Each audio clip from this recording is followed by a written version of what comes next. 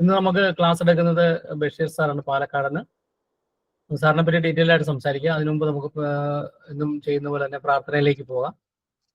ഇന്ന് പ്രാർത്ഥന ചൊല്ലുന്നത് അർച്ചനയാണ്. അർച്ചനയെ സ്വാഗതം ചെയ്യുന്നു. അർച്ചന പ്ലീസ്.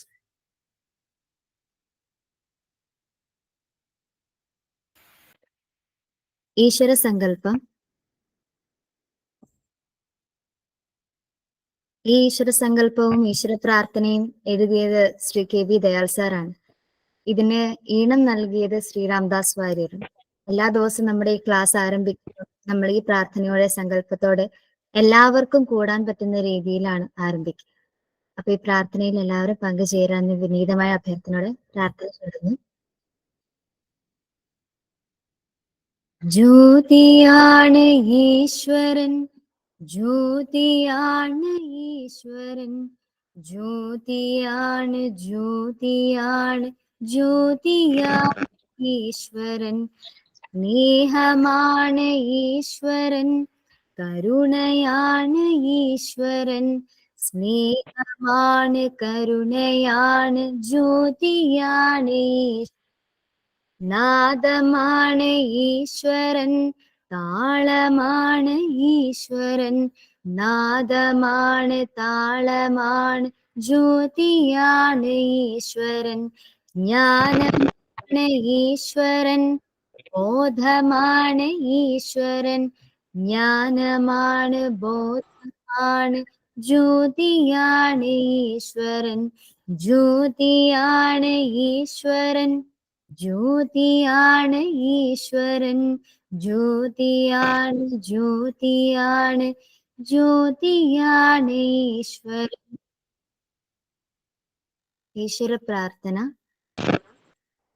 കരുണാമയനാം സ്നേഹസ്വരൂപൻ, ജ്യോതിയായി വിശ്വം വിളങ്ങിടുന്നു, മണ്ണിലും വിണ്ണിലും ബ്രഹ്മാണ്ടത്തിലും ആത്മപ്രപഞ്ചമായി വാണിടുന്നു. കരുണാമയനാം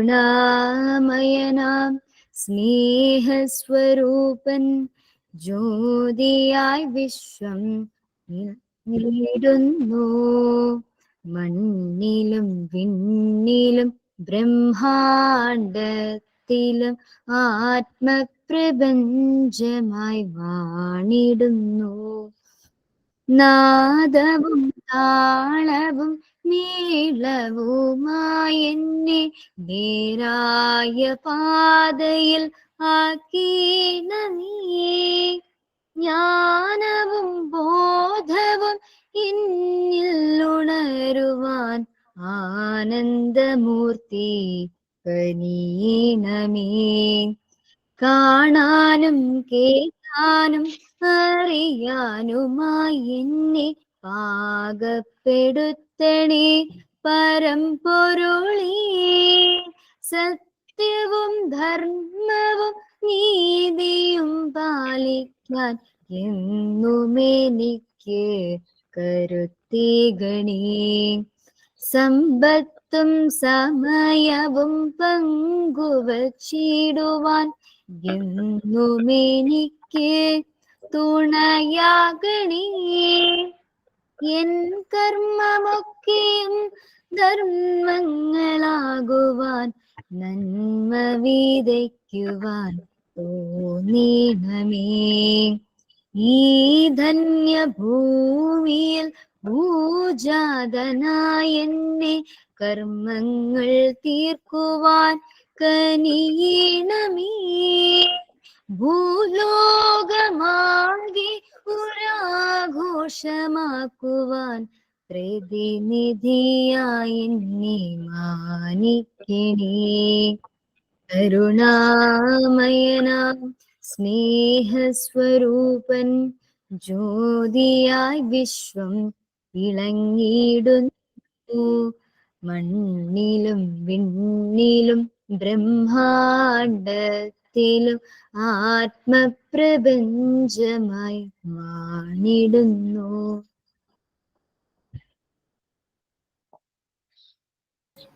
താങ്ക് യു അർച്ചന.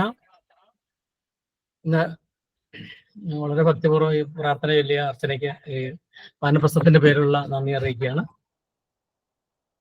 ഇന്ന് ഈ ക്ലാസ് കൊണ്ട് ഉദ്ദേശിക്കുന്നത് നമ്മൾ ദയാൽ സാർ ഒരു 4 വർഷങ്ങൾക്ക് മുമ്പ് വാനപ്രസ്ഥം കോഴ്സ് ഓൺലൈനിൽ ആരംഭിച്ചപ്പോൾ മുതൽ അതിന്റെ സംശയ നിവാരണം ഉദ്ദേശിച്ചാണ് നമ്മൾ ആദ്യ ക്ലാസ് തുടങ്ങിയത്. വീണ്ടും അത് ഒരു റിവിഷൻ പോലെ പഠിതാക്കൾക്കും ഒപ്പം തന്നെ സംശയ നിവാരണത്തിനും പുതിയ പുതിയ കാര്യങ്ങൾ ചർച്ച ചെയ്യാനും ഒക്കെ ആയിട്ടുള്ള ഒരു വേദിയായി ഈ വാനപ്രസ്ഥത്തിന്റെ ഞായറാഴ്ചത്തെ ഈ സമയം ഉപയോഗപ്പെടുത്തി വരികയാണ്. ഒരാഴ്ച പോലും മുടങ്ങാതെ ഇത് 4 വർഷത്തോളമായിട്ട് മുൻപോട്ട് പോയിക്കൊണ്ടിരിക്കുന്നു. അപ്പൊ അതില് വളരെയധികം ആൾക്കാർ പങ്കെടുക്കുന്നുണ്ട്. ആദ്യത്തെ ഇന്ന് നമുക്ക് ക്ലാസ് എടുക്കാൻ സമ്മതിച്ചിരിക്കുന്നത് നമ്മുടെ സലീം മാസ്റ്ററാണ്. സലീം മാസ്റ്ററെ ഈ രംഗത്തുള്ള എല്ലാവർക്കും തന്നെ സുപരിചിതനാണ്. പാലക്കാട് ജില്ലയില് ജീവനത്തിന് വേണ്ടി ജീവിതം ഒഴിഞ്ഞുവെച്ച സലീം മാസ്റ്റർ ആദ്യം ഔദ്യോഗിക ജീവിതം അധ്യാപകനായിട്ടായിരുന്നു. പിന്നെ ഹെഡ് മാസ്റ്ററായിട്ട് അദ്ദേഹം റിട്ടയർ ചെയ്തു. ആ സർവീസിലുള്ള സമയത്തും അല്ലാതെ റിട്ടയർ ചെയ്തതിനു ശേഷവും പൂർണ്ണ സമയവും ഇതിനു വേണ്ടിയിട്ട് പ്രകൃതിജീവനം പരിചയിക്കാനും അതിനൊപ്പം മറ്റുള്ളവർക്ക് മാതൃകയാകുന്ന രീതിയിൽ ജീവിക്കുവാനും ആ ആശയം പ്രചരിപ്പിച്ച് ആൾക്കാർക്ക് രോഗശാന്തി രോഗമുക്തിയൊക്കെ വരുത്താനുള്ള ആ ഒരു അവസരം സാർ മാക്സിമം പ്രയോജനപ്പെടുത്തിക്കൊണ്ടിരിക്കുകയാണ്. അതിലൂടെ ഒത്തിരി ആൾക്കാർക്ക് പ്രയോജനം കിട്ടിയിട്ടുണ്ട്. അപ്പൊ സാറിന്റെ ഈ പ്രവർത്തനം എന്ന് പറയുന്നത് എല്ലാവർക്കും ഒരു മാതൃകയാക്കണം. താൻ അറിഞ്ഞ കാര്യങ്ങൾ മറ്റുള്ളവരിലേക്ക് മാക്സിമം ഷെയർ ചെയ്യുക, അത് എല്ലാവർക്കും എത്തിച്ചു കൊടുക്കുക എന്നുള്ളതാണ് സാറിന്റെ ദൗത്യം. അത് പൂർണ്ണമായിട്ടും ആ ഒരു കർമ്മം സാർ നിർവഹിച്ചു കൊണ്ടിരിക്കുകയാണ് ഇപ്പോഴും. അതെ, കൊടുവായൂരിലാണ് സാറ് പാലക്കാട് ജില്ലയിലെ ഈ പ്രവർത്തനം കേന്ദ്രീകരിച്ചിരിക്കുന്നത് കൂടുതലായിട്ടും. പിന്നെ മറ്റു സ്ഥലങ്ങളിലെല്ലാം തന്നെ സാറിന് ലഭിക്കപ്പെടുന്ന അവസരങ്ങളിലെല്ലാം ഒരു ക്ലാസ് എടുക്കുകയും സെമിനാറുകൾ കണ്ടക്ട് ചെയ്യുകയും രോഗ നിവാരണത്തിനുള്ള നിർദ്ദേശങ്ങൾ നൽകുകയും ചെയ്തുകൊണ്ടിരിക്കുകയാണ് എപ്പോഴും. സാർ തന്നെ പറയുന്ന ഒരു കാര്യം, വർമാജിയെ പരിചയപ്പെട്ടതാണ് തന്റെ ജീവിതത്തിലെ ഏറ്റവും നിർണായകമായ ഒരു ഘട്ടം എന്ന് പറയപ്പെടുന്നുണ്ട്. അപ്പോൾ അതിനുശേഷം സാറിന് യാതൊരു അസുഖങ്ങളും ഉണ്ടായിട്ടില്ല. അതിനുള്ള മറ്റു ഡോക്ടറെ കാണുകയോ ഹോസ്പിറ്റലിൽ പോവുകയോ ചെയ്യേണ്ടി വന്നിട്ടില്ല. അതാണ് ഏറ്റവും നല്ല ഉത്തമമായ മാതൃകയാണത്, ഉദാഹരണമാണ്. അപ്പൊ അതിൽ നിന്ന് മറ്റുള്ളവർക്ക് പ്രചോദനം ഉൾക്കൊള്ളാവുന്നതാണ്. എന്തിനാണ് വെറുതെ നമ്മളെല്ലാവരും തന്നെ തോന്നിവാസം ജീവിക്കുകയും മറ്റ് ഹോസ്പിറ്റലുകൾ ഉണ്ടല്ലോ എന്നുള്ള ധൈര്യത്തിലാണുള്ള ജീവിതം നയിക്കുന്നത്. അപ്പൊ ആ രീതിയിൽ നിന്ന് വ്യത്യസ്തമായിട്ട് അസുഖം വരാതിരിക്കാനുള്ള മാർഗങ്ങളാണ് നമുക്ക് ഈ പ്രകൃതിജീവനം കൊണ്ട് ഉദ്ദേശിക്കുന്നത്. അതിന്റെ ഇന്ന് നമുക്ക് സലീം മാസ്റ്റർ ഉദരസംബന്ധമായ അസുഖങ്ങൾ, അപ്പൊ ഇത് നമ്മൾ എപ്പോഴും എല്ലാവരും പറയുന്നതാണ്. നമ്മുടെ സ്റ്റൊമക്ക് എന്ന് പറയുന്നത്, ആമാശയം എന്ന് പറയുന്നത് സെക്കൻഡ് ബ്രെയിൻ ആണെന്ന് പറയുന്നുണ്ട്. അപ്പൊ ആ സെക്കൻഡ് ബ്രെയിന് എന്തെങ്കിലും സംഭവിച്ചു കഴിഞ്ഞാൽ ശരീരത്തെ മൊത്തം ബാധിക്കും, നമ്മുടെ ദിനചര്യകളെ ബാധിക്കും, നമ്മുടെ ആരോഗ്യത്തെ ബാധിക്കും. അപ്പൊ അതിന് നമ്മൾ കൊടുക്കുന്ന ഇൻപുട്ട്, നമ്മൾ കഴിക്കുന്ന ആഹാരമാണ് അതിന്റെ പ്രധാനപ്പെട്ട മാനദണ്ഡം. അപ്പൊ അതുപോലെ തന്നെ അസമയങ്ങളിലുള്ള ഭക്ഷണ രീതികൾ, ഇതെല്ലാം നമ്മളെ ഈ ആമാശയത്തെ ഇതിന്റെ പ്രവർത്തനത്തെ ബാധിക്കുന്ന കാര്യങ്ങൾ തന്നെയാണ്. അതിന്റെ രീതികള്, ചര്യകള്, അനുവർത്തിക്കേണ്ട കാര്യങ്ങൾ എല്ലാം നമ്മളോട് സലീം മാസ്റ്റർ സംസാരിക്കും. ആദ്യത്തെ 1 മണിക്കൂർ സാറ് നമ്മളുമായിട്ട് സംവാദിക്കും. അതിനുശേഷം നമുക്കുള്ള സംശയങ്ങൾ ചോദിക്കാനുള്ള അവസരമാണ്. അതുവരെ ആരും ഇന്റർഫിയർ ചെയ്യരുത്, കാരണം ആ ഫ്ലോ നഷ്ടപ്പെട്ടു പോകും. അതിനുശേഷം നമുക്ക് സാറുമായിട്ട് ചോദ്യങ്ങൾ കുറിച്ച് വെക്കുകയോ ഓർത്ത് വെക്കുകയോ ചെയ്യുക. അതിനുശേഷം സാറുമായിട്ട് സംസാരിക്കാനുള്ള അവസരം നമുക്ക് ഉപയോഗപ്പെടുത്താം. സലീം മാസ്റ്ററെ നമുക്ക് സ്നേഹപൂർവ്വം ഈ വേദിയിലേക്ക് സ്വാഗതം ചെയ്യുന്നു. Sir please. ഓക്കെ, എല്ലാവർക്കും നമസ്തേ. സ്നേഹമുള്ളവരെ, ഇങ്ങനൊരു അവസരം തന്നതിന് ആദ്യമേ തന്നെ വാനപ്രസ്ഥാനത്തിൽ ദയാൽ സാറും നിങ്ങൾക്ക് എല്ലാവർക്കും നന്ദി പറയുന്നു. ഞാൻ ഇടയ്ക്കിടയ്ക്ക് ഈ പരിപാടിയൊക്കെ കാണുകയും കേൾക്കുകയൊക്കെ ചെയ്യുന്നുണ്ട്. പക്ഷെ ഇന്നാണ് ഇതിൽ സംസാരിക്കാനുള്ളൊരു അവസരം കിട്ടിയത്.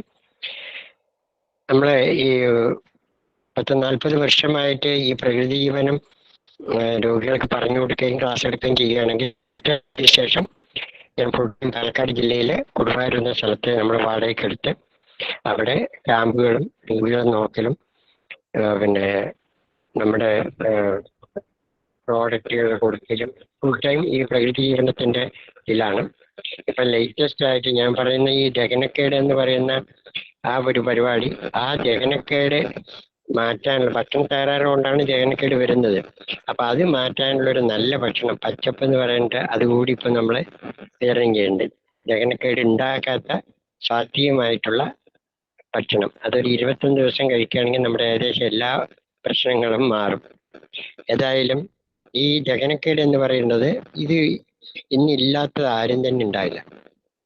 ചെറിയ കുട്ടികൾ മുതൽ ലോകത്തെ എല്ലാവരും ബാധിക്കുന്ന ഒരു പ്രശ്നമാണ് ഡിസ്പെപ്സിയ അല്ലെങ്കിൽ ദഹനക്കേട് എന്നുള്ളത്.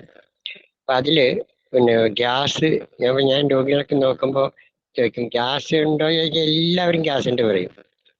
ഗ്യാസും നെഞ്ചരിച്ചിലും പുളിച്ചു തേട്ടലും വയറുവേദനയും ഛർദിയും മലബന്ധവും ഓക്കാനും വരലും ഇതെല്ലാം ഈ ഒരു ദഹനക്കേടിന്റെ ലക്ഷണങ്ങളാണ്. ഇതില്ലാത്തവർ ആരും തന്നെ ഉണ്ടാവില്ല. ജീവിതത്തിൽ ഒരിക്കൽ പോലും ഇതില്ലാത്തവർ ഈ ക്ലാസ് കേൾക്കുന്നവരോ ലോകത്തിൽ ആരും തന്നെ ഉണ്ടാവില്ല. അപ്പൊ എല്ലാവരും പ്രശ്നമാണ്. മാത്രമല്ല ഇപ്പൊ ഞാൻ ആണെങ്കിലും മറ്റേത് രോഗികളാണ് എല്ലാറ്റിനും പ്രധാനപ്പെട്ട കാരണം ഈ ദഹനം കറക്റ്റല്ലാത്തതുകൊണ്ടാണ്. ദഹനം ശരിയല്ലാത്തത് കൊണ്ടാണ് മലബന്ധം ഉണ്ടാകുന്നത്. ആ മലബന്ധമാണ് പിന്നെ മൂലക്കുരുവായിട്ടും ഈവൻ അവസാനം ക്യാൻസർ പോലും ആയിട്ട് എല്ലാ രോഗത്തിന്റെയും ബേസിക് കാരണം എന്ന് പറയുന്നത് ദഹനക്കേടാണ്, ഡിസ്പെപ്സിയാണ്. ദഹനം കറക്റ്റായി നടക്കുന്നില്ല എന്നുള്ളതാണ്.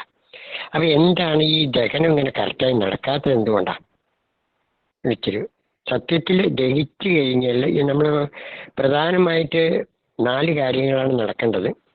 ഒന്ന്, ഭക്ഷണം കഴിക്കുക എന്ന് പറയുന്നത്. 2 ദഹനം നടക്കുക എന്നുള്ളതാണ്. ദഹനം നടക്കുക എന്നുള്ളതാണ്. 3ാമത്തെ കാര്യം ദഹനം നടന്നു കഴിഞ്ഞാൽ അത് സ്വീകരിക്കുക എന്നുള്ളതാണ്.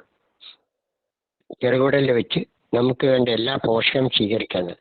4 വിസർജനം നടത്തുക എന്നുള്ളതാണ്. അപ്പൊ 4 പ്രധാനപ്പെട്ട പ്രവർത്തനങ്ങളാണ് ദഹനവുമായിട്ട്. ഇത് ശരിക്കും നടക്കാത്തതുകൊണ്ടാണ് ഈ ഗ്യാസും നെഞ്ചരിക്കലും ഈ പ്രശ്നങ്ങളൊക്കെ വരുന്നത്. അപ്പൊ ഇവിടെ ഈ എന്താണ് ഈ പ്രധാനപ്പെട്ട കാരണങ്ങൾ? ദഹനക്കേടുണ്ടാക്കാൻ 2 പ്രധാനപ്പെട്ട കാരണങ്ങളെ പറയാം. അതിൽ 1ാമത്തെ കാരണം എന്ന് പറയുന്നത് ഭക്ഷണം തെറ്റായിട്ട് തിരഞ്ഞെടുക്കാൻ. നമ്മൾ കഴിക്കുന്ന ഭക്ഷണം തിരഞ്ഞെടുക്കുന്നതിൽ നമുക്ക് തെറ്റുപറ്റാം.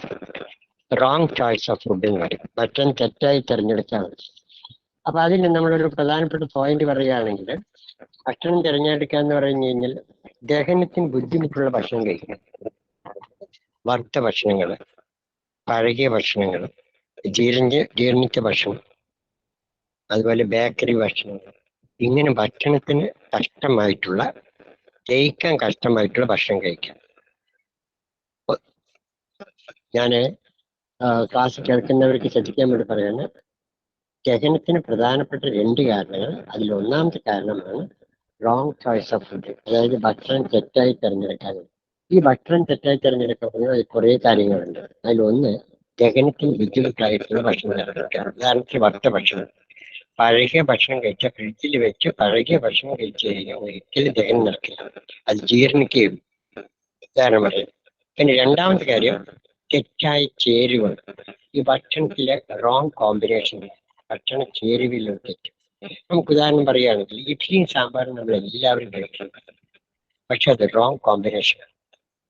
ഇഡ്ഡലി എന്ന് പറയുന്നത്, അതിൽ അരി എന്ന് പറയുന്നത് അന്നജമാണ്, കാർബോഹൈഡ്രേറ്റ്. അതിൽ ഉഴുന്ന് എന്ന് പറയുന്നത് പ്രോട്ടീൻ. ഈ 2ഉം കൂടി ചേർന്ന് കഴിഞ്ഞാൽ പുളിക്കല ഉണ്ടാക്കും. 2ഉം കൂടി ചേർന്ന് ചോറ് ഫെർമെന്റ് ആകുകയും ചെയ്യും. ആ അരി അന്നജാരം പുളിച്ച് ജീർണിക്കുകയാണ് ചെയ്യുന്നത്. അപ്പൊ ഇത് റോങ് കോമ്പിനേഷൻ. അതുപോലെ ഈ സാമ്പാർ എന്ന് പറയുന്നത്, ഈ ഇഡ്ഡലിയുടെ കൂടെ ചേർക്കുന്ന സാമ്പാർ എന്ന് പറയുന്നത്, സാമ്പാറിൽ ആ പുളി, അത് ഈ പറഞ്ഞ പോലെ ഇതിന്റെ അന്നജം ദഹിക്കാൻ പറ്റില്ല. പുളി, മുളക്, ഉപ്പ്, ഇതെല്ലാം മറ്റുള്ള പ്രത്യേകിച്ച് ചുവന്ന മുളകും പുളിയും സാമ്പാറിൽ ചേർക്കുന്നത് ഈ ചോറിനെ ദഹിക്കാൻ സമ്മതിക്കില്ല. ചോറ് എന്ന് പറയുന്നത്, അന്നജം എന്ന് പറയുന്നത് ടയാലിൻ, ഉമിനീരുള്ള ടയാലിൻ ചോറിൽ ചേർന്നാൽ അന്നജം ദഹിക്കുള്ളൂ. അപ്പോഴത് പഞ്ചസാരയായി മാറി ലാസ്റ്റ് ഗ്ലൂക്കോസ് ആയിട്ട് സ്വീകരിക്കും. ഒരിക്കലും നമ്മൾ നമ്മൾ ദിവസേന സാമ്പാർ കഴിച്ചുകൊണ്ടിരിക്കുക. നമ്മൾ അവിടെ ടേസ്റ്റ് മാത്രമേ നോക്കാറുള്ളൂ, പിന്നെ നോക്കാറില്ല. പിന്നെ നമ്മൾ പുട്ടും കടലയും, നമുക്ക് ഏറ്റവും ഇഷ്ടപ്പെട്ട ഒരു കോമ്പിനേഷനാണ് പുട്ടും കടലയും. ഈ പറഞ്ഞൊരു പുട്ട് എന്ന് പറഞ്ഞാൽ അന്നജമാണ്, കടല എന്ന് പറയുന്നത് പ്രോട്ടീനാണ്. അന്നജവും പ്രോട്ടീൻ, അന്നജം ദഹിക്കേണ്ടത് ഒരു ഭാഗത്താണ്, പ്രോട്ടീൻ ദഹിക്കേണ്ട വേറൊരു ഭാഗത്താണ്. അന്നജം ദഹനം വായിൽ വെച്ച് നടക്കും. അന്നജത്തിന്റെ ദഹനം വായിൽ ഉമിനീരിന്റെ സഹായത്തോട് കൂടിയിട്ട് ദഹിക്കും. അത് ആമാശയത്തിൽ തുടർന്ന് ചെറുകുടൽ വെച്ച് എന്തെങ്കിലും ഉണ്ടെങ്കിൽ പറയണേ. എന്നൊരു എന്തെങ്കിലും പ്രശ്നം ഉണ്ടെങ്കിൽ പുട്ടും കടലയും, അതുപോലെ പുട്ടിലെ ഉള്ള അന്നജം ദഹിക്കാൻ, അന്നജം ദഹിക്കാൻ പ്രോട്ടീൻ ദഹനത്തിന് ആവശ്യമായ ഹൈഡ്രോക്ലോറിക്കിന് സമ്മതിക്കില്ല. നമ്മൾ പുട്ടും കടലയും ജയിക്കാറില്ല, പക്ഷെ അതിന്റെ ദഹനം എങ്ങനെ നടക്കും നമ്മൾ ആലോചിക്കില്ല. ഈ പുട്ടും കടലയും ഗ്യാസ് ഉണ്ടാക്കുന്നത് അതുകൊണ്ടാണ്, ദഹനം നടക്കാത്തതുകൊണ്ടാണ് പുട്ടും കടലും.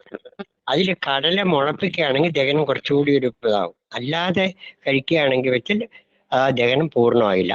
അതുപോലെ നമ്മൾ വേറൊന്ന് പൊറാട്ടയും മുട്ടക്കറിയാണ്. നിങ്ങൾ എത്ര പേര് ഇതായിരിക്കും പൊറാട്ട ഏറ്റവും കൂടുതൽ എല്ലാവരും ഇഷ്ടപ്പെടുന്ന ഒരു ഭക്ഷണം. മുട്ടക്കറി എന്ന് വെച്ചാൽ ഇന്നത്തെ കേരളത്തിന്റെ ദേശീയ ഭക്ഷണമാണ് പൊറാട്ട. ഈ പൊറാട്ട എന്ന് പറയുന്നത് തന്നെ മൈദ ചേർന്നിട്ടുള്ള, മൈദ കൊണ്ടുള്ളതാണ്. മൈദയിലുള്ള അലാക്സിൻ എന്ന് പറയുന്നത് പാങ്ക്രിയാസിൽ ബീറ്റാ കോശങ്ങൾ നശിപ്പിക്കുന്ന പ്രമേഹത്തിന്റെ പ്രധാനപ്പെട്ട കാരണം പൊറാട്ടയാണ്. ഈ പൊറാട്ട എന്ന് പറയുന്നത് അന്നജാഹാരവും അത് ജയിക്കാൻ ഡയാലിൻ വേണം. മുട്ട എന്ന് പറയുന്ന പ്രോട്ടീൻ ചേർന്നിട്ടുള്ളതാണ്, അത് ഹൈഡ്രോള്. ഈ രണ്ടും കോമ്പിനേഷൻ ഒരിക്കലും ശരിയല്ല. പൊറോട്ടയും മുട്ടയും കഴിച്ചു കഴിഞ്ഞാൽ മലബന്ധവും ഗ്യാസും നെഞ്ചരിച്ചിലും പ്രശ്നങ്ങളൊക്കെ ഉണ്ടാക്കും. അപ്പൊ ഞാൻ ഈ ഭക്ഷണത്തിലെ റോങ്, ഇത് ഒരു വലിയൊരു സബ്ജക്റ്റാണ്. ഫുഡ് കോമ്പിനേഷൻ എന്നുള്ളത് തന്നെ വലിയൊരു സബ്ജക്റ്റാണ്. ഞാൻ ദഹനവുമായി ബന്ധപ്പെട്ടൊന്ന് പറഞ്ഞെന്ന് മാത്രമേ ഉള്ളൂ. അപ്പോൾ ഈ തെറ്റായ ഭക്ഷണ ചേരുവ ദഹനക്കേടിന് ഒരു പ്രധാനപ്പെട്ട കാരണമാണ്. ഒരുപാട് സോറിയാസ് അടക്കം ഒരുപാട് അസുഖത്തിന്റെ കാരണം ഫുഡ് കോമ്പിനേഷൻ കറക്റ്റ് അല്ലാത്തതുകൊണ്ടാണ്, തെറ്റായ ഭക്ഷണം കൊണ്ടാണ്. അടുത്തത് മൂന്നാമത്തെ കാരണം എന്ന് വെച്ചാൽ പച്ചക്കറികൾ വളരെ കുറച്ച് കഴിക്കുക എന്നുള്ളതാണ്. ചോറ് ഒരുപാട് കഴിച്ച് ഒരു നാമം മാത്രമേ, ഒരു അച്ചാറ് കഴിക്കുന്ന പോലെയാണ് നമ്മൾ പച്ചക്കറി കഴിക്കുന്നത്. പച്ചക്കറികൾ ശരിക്കും കഴിച്ചാൽ പച്ചക്കറികളിലെ നാരുള്ളൂ. ആ ഫൈബർ കണ്ടന്റ് ഉണ്ടെങ്കിൽ പെരിസ്റ്റാൾട്ടിക് മൂവ്മെന്റ് ശരിക്കും നടക്കുള്ളൂ. അപ്പോഴേ മലബന്ധം ഒഴിവായി ഈ മലം ശരിക്കും ഒഴിഞ്ഞു പോവുള്ളൂ. അപ്പോൾ സലാഡായിട്ട്, അതായത് ജീവനുള്ള പച്ചക്കറികൾ ഇതിൻ്റെ ഒരു ഭാഗമാക്കണം. പക്ഷെ ആരും അത് കഴിക്കുന്നില്ല. വെറും ചോറ് മാത്രം കഴിക്കുമ്പോൾ ദഹനം കറക്റ്റായിട്ട് നടക്കില്ല. കൂടെ നല്ലപോലെ പച്ചക്കറികൾ വേണം. ദഹനക്കേടിന് ഒരു കാരണം അതാണ്. അടുത്ത നാലാമത്തെ കാരണം എന്ന് പറഞ്ഞു കഴിഞ്ഞാൽ ഈ തൊലി കളഞ്ഞ, അത് ഈ പറഞ്ഞ പോലെ ഫാക്ടറി ഭക്ഷണങ്ങൾ, പഞ്ചസാര, മൈദ, ഡാൽഡ അതുപോലുള്ള ഭക്ഷണങ്ങൾ, ബേക്കറി സാധനങ്ങൾ, അതുപോലെ ടിൻഡ് ഫുഡ്. ഉദാഹരണത്തിന് അരിയുടെ തൊലി കളയുമ്പോൾ അത് ജയിക്കാൻ കഷ്ടമാണ്. അരിയുടെ തവിടില് 22ഓളം വിറ്റാമിൻ ഉണ്ട്. തവിടുള്ള ഉണക്കലരിയിൽ 22 വിറ്റാമിൻ ഉണ്ട്. ഈ തൊലി കളഞ്ഞിട്ട് അത് പുഴുക്കും കൂടി ചെയ്യുമ്പോൾ അതിൽ ഒരു വിറ്റാമിനും ഇല്ല, കംപ്ലീറ്റ് ഷുഗറായിട്ട് മാറും. അപ്പൊ ദഹിക്കാൻ അത് കഷ്ടമായി മാറും. മൈദയും ദഹിക്കാൻ കഷ്ടമാവും, കാരണം ഗോതമ്പിലുള്ള ഒരുപാട് വിറ്റാമിൻ മാറ്റിയിട്ടാണ് മൈദ ഉണ്ടാക്കുന്നത്. അതുപോലെ പരിപ്പ്, ആ തൊലിയിലാണ് അതിന്റെ വിറ്റാമിൻ ഒക്കെ. അത് പരിപ്പാക്കുമ്പോൾ, തൊലി കളയുമ്പോൾ അത് വളരെ ദഹിക്കാൻ വളരെ ബുദ്ധിമുട്ടാവുന്നു. അപ്പം നമ്മൾ ഈ പറഞ്ഞ പോലെ ഫാക്ടറി ഫുഡ് എല്ലാം, ബിസ്ക്കറ്റ്, നമ്മൾ കിട്ടുന്ന ചോക്ലേറ്റ്, ഇതെല്ലാം ഫാക്ടറി മെയ്ഡ് ഫുഡ് മുഴുവൻ ഡീനേച്ചേർഡ് ഫുഡാണ്. അതിന്റെ തൊലി കളഞ്ഞ് മറ്റൊക്കെ ഇതാണ്. ഇതിന്റെ ഭാഗമായിട്ടൊരു കാര്യം എന്ന് വെച്ച് കഴിഞ്ഞാൽ ഇംഗ്ലണ്ടില് ആൾക്കാർ ഈ മൈദ കൊണ്ടുള്ള സാധനങ്ങൾ, കേക്കുകളും മറ്റൊക്കെ പഞ്ചസാര കൊണ്ടുള്ളത് കഴിച്ച് ക്യാൻസർ വ്യാപകമായപ്പോൾ അവിടുത്തെ ഗവൺമെന്റ് ഡോക്ടർ ഒലിവറോട് ഇവരൊന്ന് ഭയപ്പെടുത്തണം, ജനങ്ങളെ ബോധവൽക്കരണം നടത്തണം, ഒന്ന് ഭയപ്പെടുത്തണം എന്ന് പറഞ്ഞു. അപ്പൊ ഡോക്ടർ ഒലിവർ ടി വിയിൽ പറഞ്ഞ ആ ഭയപ്പെടുത്തൽ ഇങ്ങനെയാണ്: whiter the bread sooner U dead, whiter the bread sooner U dead. എത്ര കണ്ട് വെള്ള റൊട്ടി കഴിക്കണോ അത്ര പെട്ടെന്ന് നിങ്ങൾ ചത്തുപോകുമെന്ന് പറയുന്നത്. അതായത് മൈദ കഴിക്കും തോറും, വെള്ള കഴിക്കും തോറും നിങ്ങളുടെ കാര്യം പോക്കാ. എല്ലാം വെള്ള കൊണ്ടാണ്, വെള്ള പഞ്ചസാരയും വെള്ള മൈദയും എല്ലാം ഇത് ഈ വെള്ള കൊണ്ടാ, വെള്ളപ്പാലോ ഇതൊക്കെ കൊണ്ടാണ്. ഇത് ജയിക്കാൻ വളരെയേറെ കഷ്ടമാണ്. അടുത്തൊരു കാരണം എന്ന് പറയുന്നത് ഈ പറഞ്ഞ പോലെ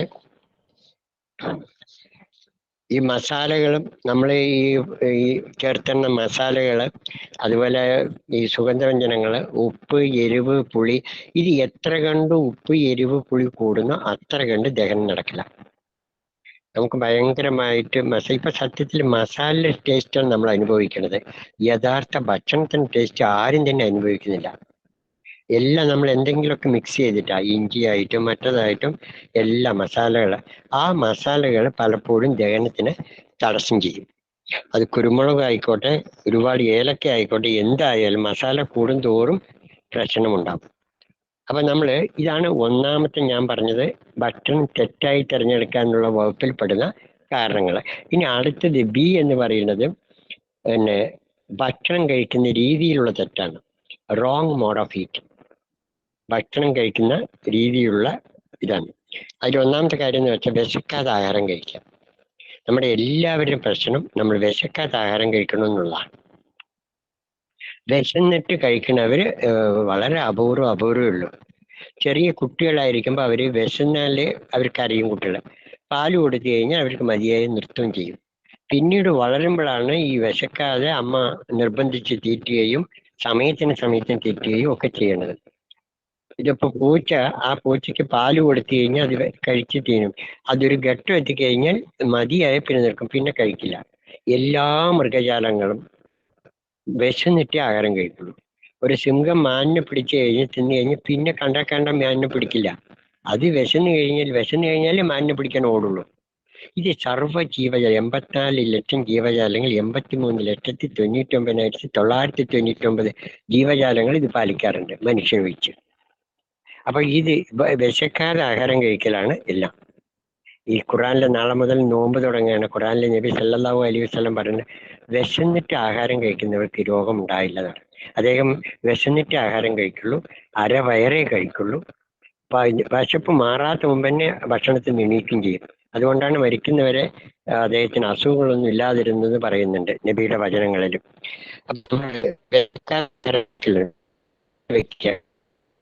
ഞാൻ സ്കൂളിൽ വർക്ക് ചെയ്യുമ്പോഴൊക്കെ ഞാൻ പഴം ഉച്ചയ്ക്ക് കഴിക്കുമ്പോൾ എൻ്റെ ടീച്ചർമാർ, ഞാൻ ആ പഴവും തേങ്ങയും കൂടി കഴിച്ച് കംപ്ലീറ്റ് ആക്കിയില്ല, പഴം തൊഴിക്കുന്നേ ഉണ്ടാവുള്ളൂ. അപ്പോഴേക്കും ടീച്ചർമാര് പാത്രം കഴിയിട്ട് വന്നിട്ടുണ്ടാവും. വളരെ പെട്ടെന്ന് ദഹിക്കുന്നത്. ചവച്ചരയ്ക്കുക, ഓരോ ഉരുളയും 32 പ്രാവശ്യം ചവച്ചരച്ച്, അതായത് ഉമിനീരിൻ്റെ കൂടെ വെള്ളം പോലെ ആക്കണം, ചോറ് വെള്ളം പോലെ ആക്കണം. ടയാലിൻ കയറണം. ടയാലിൻ കയറാത്ത ചോറ് ഒരിക്കലും ദഹിക്കില്ല, അത് ഗ്ലൂക്കോസായി ശരീരം സ്വീകരിക്കൂല. അപ്പൊ ധൃതിയിൽ കഴിക്കുമ്പോൾ വിഴുങ്ങുകയാണ് നമ്മൾ പലപ്പോഴും. അപ്പൊ അത് ദഹനത്തെ വല്ലാതെ ബാധിക്കും. അതിന്റെ കൂടെ തന്നെ വെള്ളം കഴിക്കും. പലപ്പോഴും കുട്ടികൾക്ക് ചോറ് വാരി കൊടുക്കുമ്പോൾ അമ്മമാര് ഒരു ഉരുള കൊടുക്കും, ഒരു ഗ്ലാസ് വെള്ളവും കുറച്ച് വെള്ളവും കൊടുക്കും. ഇത് ദഹന രീതികളൊക്കെ ഡൈലൂട്ട് ആകാൻ കാരണമാകും. ദഹനരസങ്ങള്, ഇതിന് പറ്റിയ ഒരുപാട് ദഹനരസങ്ങള് ഇതിൻ്റെമായി ബന്ധപ്പെട്ടിട്ടുണ്ട്. അത് മുഴുവൻ നിർവീര്യമാവും, ഡൈലൂട്ടാകും. ദഹനത്തിന്റെ അതാണ് ഗ്യാസും മറ്റു പ്രശ്നങ്ങളൊക്കെ ഉണ്ടാകുന്നത്. അപ്പം നമ്മള് ഈ ഭക്ഷണം ധൃതിയിൽ കഴിക്കാൻ പാടില്ല, മാത്രമല്ല ഇടയ്ക്ക് വെള്ളം കുടിക്കാനും പാടില്ല. മാത്രമല്ല ഓവറായിട്ട് ചവച്ചരയ്ക്കാതെ ഓവറായിട്ട് നമ്മൾ കഴിക്കുമ്പോൾ അത് ദഹനക്കേടിന് കാരണമാകും. എല്ലായ്പ്പോഴും ഒന്ന് ചവച്ചരയ്ക്കുന്നില്ല, രണ്ടാമത്തത് നമുക്ക് ഇഷ്ടപ്പെട്ട ആഹാരം അത് ഈ മസാലയ്ക്ക് വേണ്ടി മറ്റൊക്കെ നമ്മൾ ഓവറായി കഴിക്കാണ്. സത്യത്തിൽ ഈ ഓവർ അമിത ആഹാരമാണ് ദഹനക്കേടിനുള്ള പ്രധാനപ്പെട്ട കാരണം കംപ്ലീറ്റ്. അപ്പോൾ മിതാഹാരം എന്നുള്ളത് എല്ലാവരും ശീലിക്കേണ്ട ഒരു കാര്യമാണ്. പിന്നെ ഇടയ്ക്കിടയ്ക്ക് ആഹാരം കഴിക്കുക. അപ്പൊ ഡോക്ടർമാർ പലരും ഇത് പോയി കഴിഞ്ഞാൽ ഇടവിട്ട് ആഹാരം കഴിക്കാം. സത്യത്തിൽ ഇടയ്ക്കിടയ്ക്കല്ല ആഹാരം, വിശക്കുമ്പോൾ ആഹാരം കഴിക്കേണ്ടത്. 3 നേരത്തിൽ കൂടുതൽ കഴിക്കാനേ പാടില്ല. സത്യത്തിൽ ഒരു നേരം കഴിക്കലാണ് ഏറ്റവും നല്ലത്. ഒരു നേരം കഴിക്കുന്ന ആളെ യോഗി, 2 നേരം കഴിക്കുന്ന ആളെ ഭോഗിയാ, 3 നേരം കഴിക്കുന്ന ആൾ രോഗിയാണ്, 4 നേരം കഴിക്കുന്ന പരമ രോഗിയാണ്. 5ഉം 6ഉം 7ഉം 8ഉം വരുന്നവർക്ക് നിങ്ങൾ എല്ലാവരും ഓരോ പേര് കൊടുത്താൽ മതി, എന്താണെന്ന് ആലോചിച്ചിട്ട്. അപ്പൊ ഇതില് ഈ ഒരു ഇടയ്ക്കിടയ്ക്ക് കഴിക്കുന്നത്, പിന്നെ ഈ ഇടയ്ക്ക് രാവിലെ ഒരു ആഹാരം കഴിച്ച് ഇടയ്ക്ക് എന്തെങ്കിലും കഴിക്കും. ഞാൻ സ്കൂളിലൊക്കെ വർക്ക് ചെയ്യുമ്പോൾ കാറ് വാങ്ങി പറഞ്ഞിട്ട് ജിലേബി കൊണ്ടുവരും, വീട് വെച്ചേണ്ടി വരും, മകന് റാങ്ക് കിട്ടി പറയേണ്ടി വരും. അപ്പൊ ഇതൊക്കെ ഇടയ്ക്കിടയ്ക്ക് ഈ ടീച്ചർമാർ സപ്ലൈ ചെയ്തുകൊണ്ടിരിക്കും. രാവിലെ കഴിച്ച ടീച്ചർ ഉച്ചയ്ക്കും കഴിക്കുന്നുണ്ട്, രാത്രിയും കഴിക്കുന്നുണ്ട്. ഇതിന്റെ ഇടയ്ക്കാണ് ഇവർ ജിലേബിയും മൈസൂർ പാവും മറ്റതും മറിച്ചതും ഓരോന്ന് സപ്ലൈ ചെയ്യുക. ഇതൊക്കെ നമ്മൾ കഴിക്കുക. രാവിലെ കഴിച്ച ഇഡ്ഡലിയും സാമ്പാറും ദഹിക്കില്ല, അതിൻ്റെ ഇടയ്ക്ക് ഈ ജിലേബിയും മൈസൂർപ്പം കയറ്റി മൊത്തം ദഹനക്കേടുണ്ടാകും. സത്യം പറഞ്ഞു കഴിഞ്ഞാൽ എപ്പോഴും ഭക്ഷണം ദഹിക്കണമില്ല, പോഷകാംശം സ്വീകരിക്കലില്ലാത്തതാണ് ആ പരിപാടിയാണ് നടക്കുന്നത്. ഇതില് പിന്നൊന്ന് വെച്ച് കഴിഞ്ഞാൽ നമ്മുടെ നിങ്ങളെ എത്ര പേര് ഇരിക്കണം, നമ്മൾ കുളിച്ചു കഴിഞ്ഞ ഉടനെ ഭക്ഷണം കഴിക്കില്ല. സത്യം കഴിഞ്ഞ് കുളിച്ചു കഴിഞ്ഞ് ഒരു അരമണിക്കൂർ കഴിഞ്ഞിട്ട് ഭക്ഷണം കഴിക്കാവൂ. കാരണം ബോഡി ഹീറ്റ് ടെമ്പറേച്ചർ വ്യത്യാസം വരും. അതുപോലെ ആഹാരം കഴിച്ചിട്ട് 2.5 മണിക്കൂർ കഴിഞ്ഞിട്ട് കുളിക്കാൻ പാടുള്ളൂ. വയറ്റിൽ ആഹാരം വെച്ചിട്ട് കുളിച്ചു കഴിഞ്ഞാലേക്ക് നമ്മളിത് എത്ര കണ്ട് ഈ ധൃതിപെട്ട സമയത്ത് നമ്മൾ ശ്രദ്ധിക്കുന്നുണ്ടോ എന്ന് അറിയില്ല, അതൊരു കാരണമായിട്ട് വരികയാണ്. പിന്നെ അടുത്തതെന്ന് വെച്ച് കഴിഞ്ഞാൽ നമ്മുടെ ഭക്ഷണശീലങ്ങൾ നമ്മൾ വെച്ച് കഴിഞ്ഞാൽ ഇപ്പോൾ ഈ ബേക്കറി സാധനം പിസ്സാവോ ബർഗറോ അങ്ങനെ ഒരുപാട് ബേക്കറി സാധനങ്ങളോ കണ്ടമാനം ഇതുണ്ട്. ഇതെല്ലാം ദഹനത്തിന് പ്രധാന ഭക്ഷണം. ഇതിൽ പോഷകാംശം ഒന്നും തന്നെ ഇല്ല എന്നുള്ളതാണ്. ഞങ്ങൾ ഈ പ്രകൃതിക്കാർ പറയാറുണ്ട് 3 നേരം ഭക്ഷണം ഉണ്ടെന്ന് പറയാറുണ്ട്. ഒന്ന് ജീവനുള്ള ഭക്ഷണമാണ്. ജീവനുള്ള ഭക്ഷണം വെച്ചാൽ പഴവും പച്ചക്കറിയും അതുപോലെ ഇലകള്, ധാന്യങ്ങള്, തേങ്ങ, അണ്ടിപഴം, ഇതാണ് ജീവനുള്ള ഭക്ഷണങ്ങൾ. ഇതാണ് സാത്വിക ഭക്ഷണം എന്ന് പറഞ്ഞിട്ട് ഭഗവത്ഗീതയിൽ പറയുന്ന 17-ാം അധ്യായത്തിൽ 8-ാം ശ്ലോകത്തില്. രണ്ടാമത്തെ ഒരു തരം എന്ന് പറയുന്നത് ചത്ത ഭക്ഷണമാണ്, വേവിച്ച ഭക്ഷണം. അരിയും ഗോതമ്പും കിഴങ്ങ് വർഗവും പാല്, ഇതൊക്കെ ചത്ത ഭക്ഷണം പറയുന്നത്. കുറച്ച് പോഷകം വെച്ചിട്ട് പല പോഷകം നഷ്ടപ്പെട്ടിട്ടുണ്ടാവും, അതിൽ ജീവനില്ല. മൂന്നാം ബേക്കറി സാധനങ്ങൾ, പഞ്ചസാര, രക്ത ഊറ്റി കൊടുക്കുന്ന രക്തരക്ഷസ് എന്നാണ് പറയുക, പ്രേതഭക്ഷണം എന്നാ പറയുക. പഞ്ചസാര കഴിച്ചു കഴിഞ്ഞാൽ 64 വിറ്റാമിൻ കരിമ്പിൻ നീരിലുണ്ട്. പഞ്ചസാരയിൽ മധുരമുള്ള സുക്രോസ് മാത്രമേ ഉള്ളൂ. ഈ 64 വിറ്റാമിനും രക്തത്തിന് വലിച്ചെടുക്കും പഞ്ചസാര ദഹിക്കുമ്പോൾ. അത് രക്തം ഊറ്റുന്ന സാധനങ്ങളാണ്. എല്ലാ ബേക്കറി സാധനങ്ങളും മൈദയും കൊക്കക്കോളയും തംസപ്പും ഇതെല്ലാം രക്തം ഊറ്റുന്നതാണ്, പ്രേതഭക്ഷണം എന്ന് പറയുന്നത്. അപ്പൊ ഏറ്റവും കൂടി ദഹിക്കാൻ പറ്റുന്ന ഭക്ഷണം എന്ന് പറയുന്നത് ജീവനുള്ള ഭക്ഷണമാണ്. അത് കൂടുതലാക്കുകയും ചത്ത ഭക്ഷണം കുറയ്ക്കുകയും പ്രേതഭക്ഷണം നന്നായി നടക്കാൻ. നമ്മൾ ഈ പറഞ്ഞ പോലെ അടുത്തൊരു കാര്യം എന്ന് വെച്ച് കഴിഞ്ഞാൽ ഈ ചായ കാപ്പിയാണ്. നമ്മൾ സ്റ്റിമുലന്റ് ആയിട്ട് പലരും ചായ കുടിക്കുന്ന ശീലം ഉണ്ടാവും. ഈ ചായ കുടിക്കുമ്പോൾ വിശപ്പ് നഷ്ടപ്പെടും, അത് ദഹനക്കേട് ഉണ്ടാക്കും. ഏകദേശം 9ഓളം വിഷങ്ങളാണ് ചായയിലുള്ളത്. ടാനിനും കഫീനുള്ള 2 വിഷം ചായയിലുണ്ട്. അതിന് പുറമെ കമ്പനിക്കാര് മണത്തിന് വേണ്ടി ഒരു വിഷം, അതുപോലെ നിറത്തിന് വേണ്ടിയിട്ട് കേടുവരാതിരിക്കേണ്ട 5 വിഷം അവർ ചേർക്കും. 7 വിഷമായി. 8ാമത്തെ അലുമിനിയം പാത്രമാണ്. അലുമിനിയം ഓക്സൈഡ് എന്ന് പറയുന്നത് കിഡ്നി ഡാമേജ് ആക്കുന്നതാണ്, ഹാർട്ട് ബ്ലോക്കിന് കേടുവരുത്തുന്നതാണ്, മെമ്മറി സെല്ല് നശിപ്പിക്കുന്നതാണ്. 8ാമത്തെ അലുമിനിയം ഓക്സൈഡാണ്. 8ാമത്തെ അലുമിനിയം പാത്രത്തിൽ വെക്കുമ്പോൾ. 9ാമത്തെ പഞ്ചസാരയാണ്. 9 വിഷമുള്ള ചായ കുടിക്കുമ്പോൾ, ഇടയ്ക്കിടയ്ക്ക് കുടിക്കുമ്പോൾ മൊത്തം ദഹനക്കേട് വരും, വിശപ്പ് നഷ്ടപ്പെടും. അപ്പം പിന്നെ നമുക്ക് ഈ ദഹനക്കേട് ഉണ്ടാക്കുന്ന മനസ്സിലെ ടെൻഷനാണ്. ആഹാരം കഴിച്ചുകൊണ്ടിരിക്കുമ്പോൾ പെട്ടെന്ന് നമ്മുടെ കൂടെ നമ്മുടെ ബന്ധു മരിച്ചു എന്ന് കേട്ട് കഴിഞ്ഞാൽ ഭക്ഷണം കഴിച്ചു ഒരിക്കലും ദഹിക്കില്ല. പാവ്ലോവ് ഈ പൂച്ചയ്ക്ക് ആഹാരം പാല് കൊടുത്തുകൊണ്ടിരിക്കും നായനെ അഴിച്ചുവിടുന്നുണ്ട്. നായ വന്ന് ചാടിയപ്പോ പൂച്ച ഭയന്നു. ആ പാല് അവിടെ ദഹിക്കാതെ മണിക്കൂറോളം കിടക്കണമെന്ന് പറഞ്ഞ് പാവ്ലോവ് കണ്ടത്. റഷ്യൻ ശാസ്ത്രജ്ഞൻ പാവ്ലോവ് കണ്ടെത്തിയിട്ടുണ്ട്. അദ്ദേഹത്തിന്റെ ഒരുപാട് പരീക്ഷണങ്ങൾ ഒന്നാണ് പൂച്ചയിൽ നടത്തിയ പരീക്ഷണം. വിചാരങ്ങള്, ഈവൻ നെഗറ്റീവ് തോട്ടടക്കം ദഹനത്തെ ബാധിക്കും. നമ്മളൊരു ഭക്ഷണം കഴിച്ചില്ല, ഇപ്പോൾ ബേക്കറിയിൽ പോയിട്ട് ജിലേബി വാങ്ങി കഴിച്ചില്ല, പക്ഷേ ജിലേബി കണ്ട് അതിൻ്റെ ആസ്വദിക്കാൻ തുടങ്ങുമ്പോൾ, അത് ഇഷ്ടപ്പെടാൻ തുടങ്ങുമ്പോൾ ദഹനരസം വരാൻ തുടങ്ങും. നമ്മൾ ആഹാരം കഴിച്ചില്ലെങ്കിൽ ദഹനരസം അവിടെ വരും. അപ്പൊ ഇവിടെ മനസ്സിന്റെ ടെൻഷനും കോപവും, അതിൽ ഡോക്ടർ ചിൽട്ടൺ എന്ന് പറയുന്ന അമേരിക്കൻ ഡോക്ടർ അദ്ദേഹം പറഞ്ഞു, unless you control your anger you may end your life with cancer. കോപം മാത്രം മതി ക്യാൻസർ വരാമെന്ന് പറയുന്നത്. Otherwise you may get attack or you may get paralysed.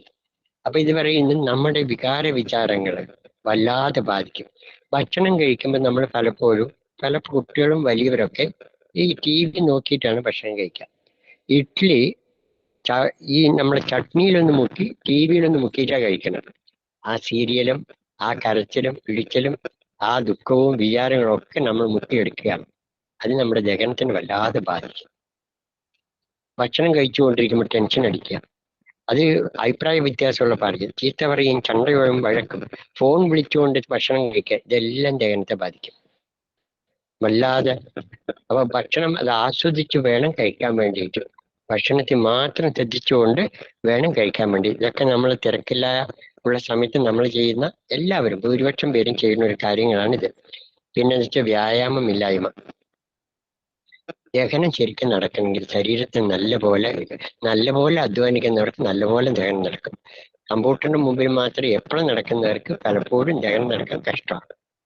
അപ്പൊ അത് നിങ്ങൾക്ക് എല്ലാവർക്കും അറിയണം, വ്യായാമം ഒരു ഇമ്പോർട്ടന്റ് ഘടകമാണ്. അപ്പൊ ദഹനക്കേടിന് ഒരു കാരണം വ്യായാമം ഇല്ലായ്മയാണ്.